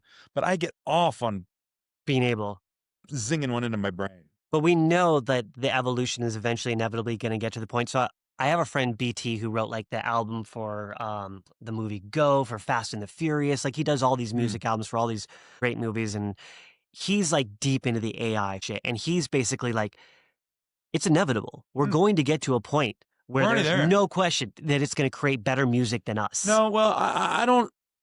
It's going to be able to tell a story. I don't know if it will create better music than us. I don't agree with that, but I do say it will compete with us with no problem. It will have soul, whether you realize it or not. It will eventually have soul because enough people putting it in will give it enough soul. Exactly. We're training it. But you still have to know what you're doing. Like, for instance, anyone can buy the camera that you have. Totally. Anyone can go to that floor you took that from in whatever casino you're in. Mm-hmm. Anyone can shoot it that way and wait. Not everyone's going to nail it the way you did. Anyone can come up with the title, The Good Old Days, and put it in a ChatGPT and get word. They don't have that story. But I lived it. You did it. Yeah. I didn't just create the words. I lived that story. I mean, a great example, I'm in a Hasselblad group, which is a very expensive camera. I can tell you that 99% of the people that post in that fucking group are the shittiest photos I've ever seen. It's not the camera. That's just the thing. So I think with the AI, I think I'm all for it, man. First of all, I'm all for it. It's badass. And I think it's just like when they came out with tuning vocals or like when they came out with Photoshop for fucking cameras. Exactly. It's inevitable. There's not a damn person that posts a picture on Instagram that's not making themselves look better than they already look. Yep. And if you're not, you're an idiot. I mean, nobody looks like that. Yeah. Like I'm almost worried because I start looking at my photos that they're putting up. I'm like, well, I'm going to show up and they're going to think I'm sick or something. I'm 10 years older than this photo. Yeah. And then they read about me on Wikipedia. I'm like, oh, that's not the right age. But he's 26. He's 26 years old. But I think it's a good tool, but there is something to say about, you know, Bob Dylan's music will always live. Willie Nelson's music will always live. Elvis wasn't a songwriter, but he picked the right songs for him. So it's like, it's also knowing what fits you as an artist. So yeah, you could write a song. You can go in there and write a song on AI and it'd probably be great. Yeah. But it might not work. But are you a great singer? Dude, there are tons of great songs out there. There are millions of great singers out there. 100,000 released every day. I see it all the time. Some of the most talented people on the planet sing great music. You know what they never do? Make it. Well, I personally think the reason is they're not telling their true story.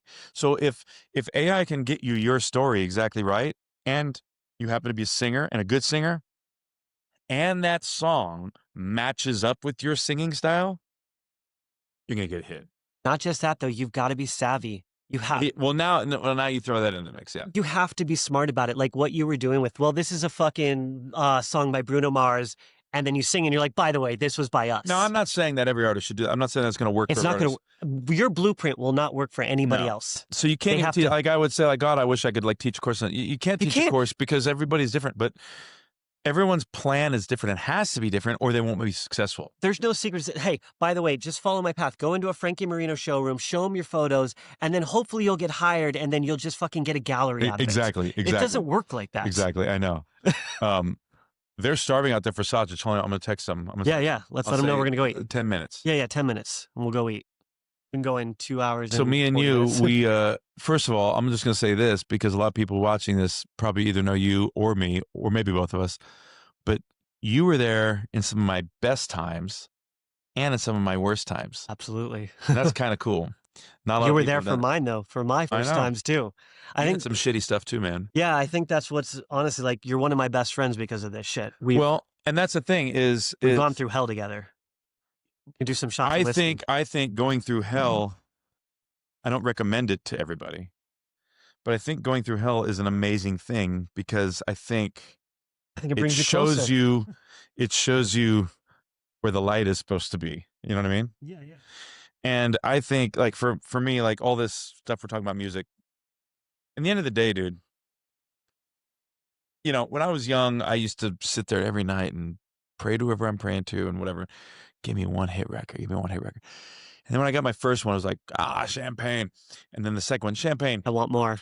And then it was like, you know, like, check the charts. Hey, we're number one. Hey, good night, baby. Good night. You know, like where it goes like, you realize all those things are just passing things. It's really about you get a blip on the planet, get a blip.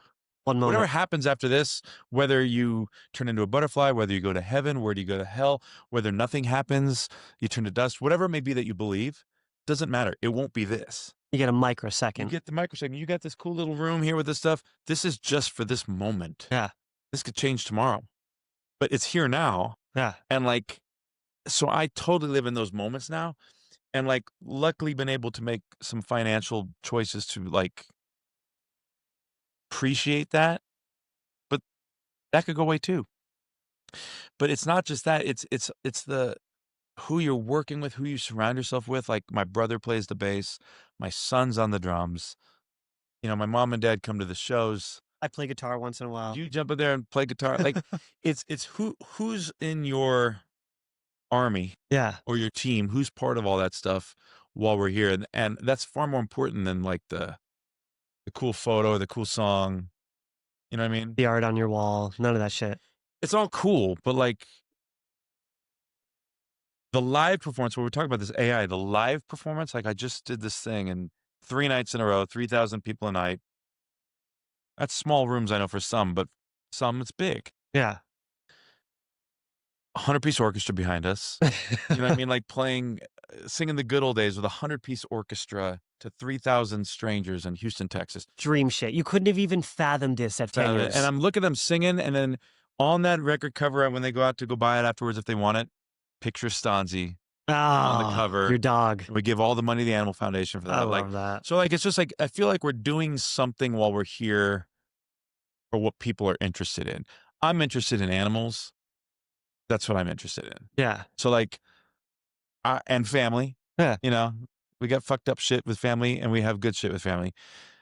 Animals are perfect. And like, I mean, you got like a lizard that you salvaged from your drain. You got a quail from the pool.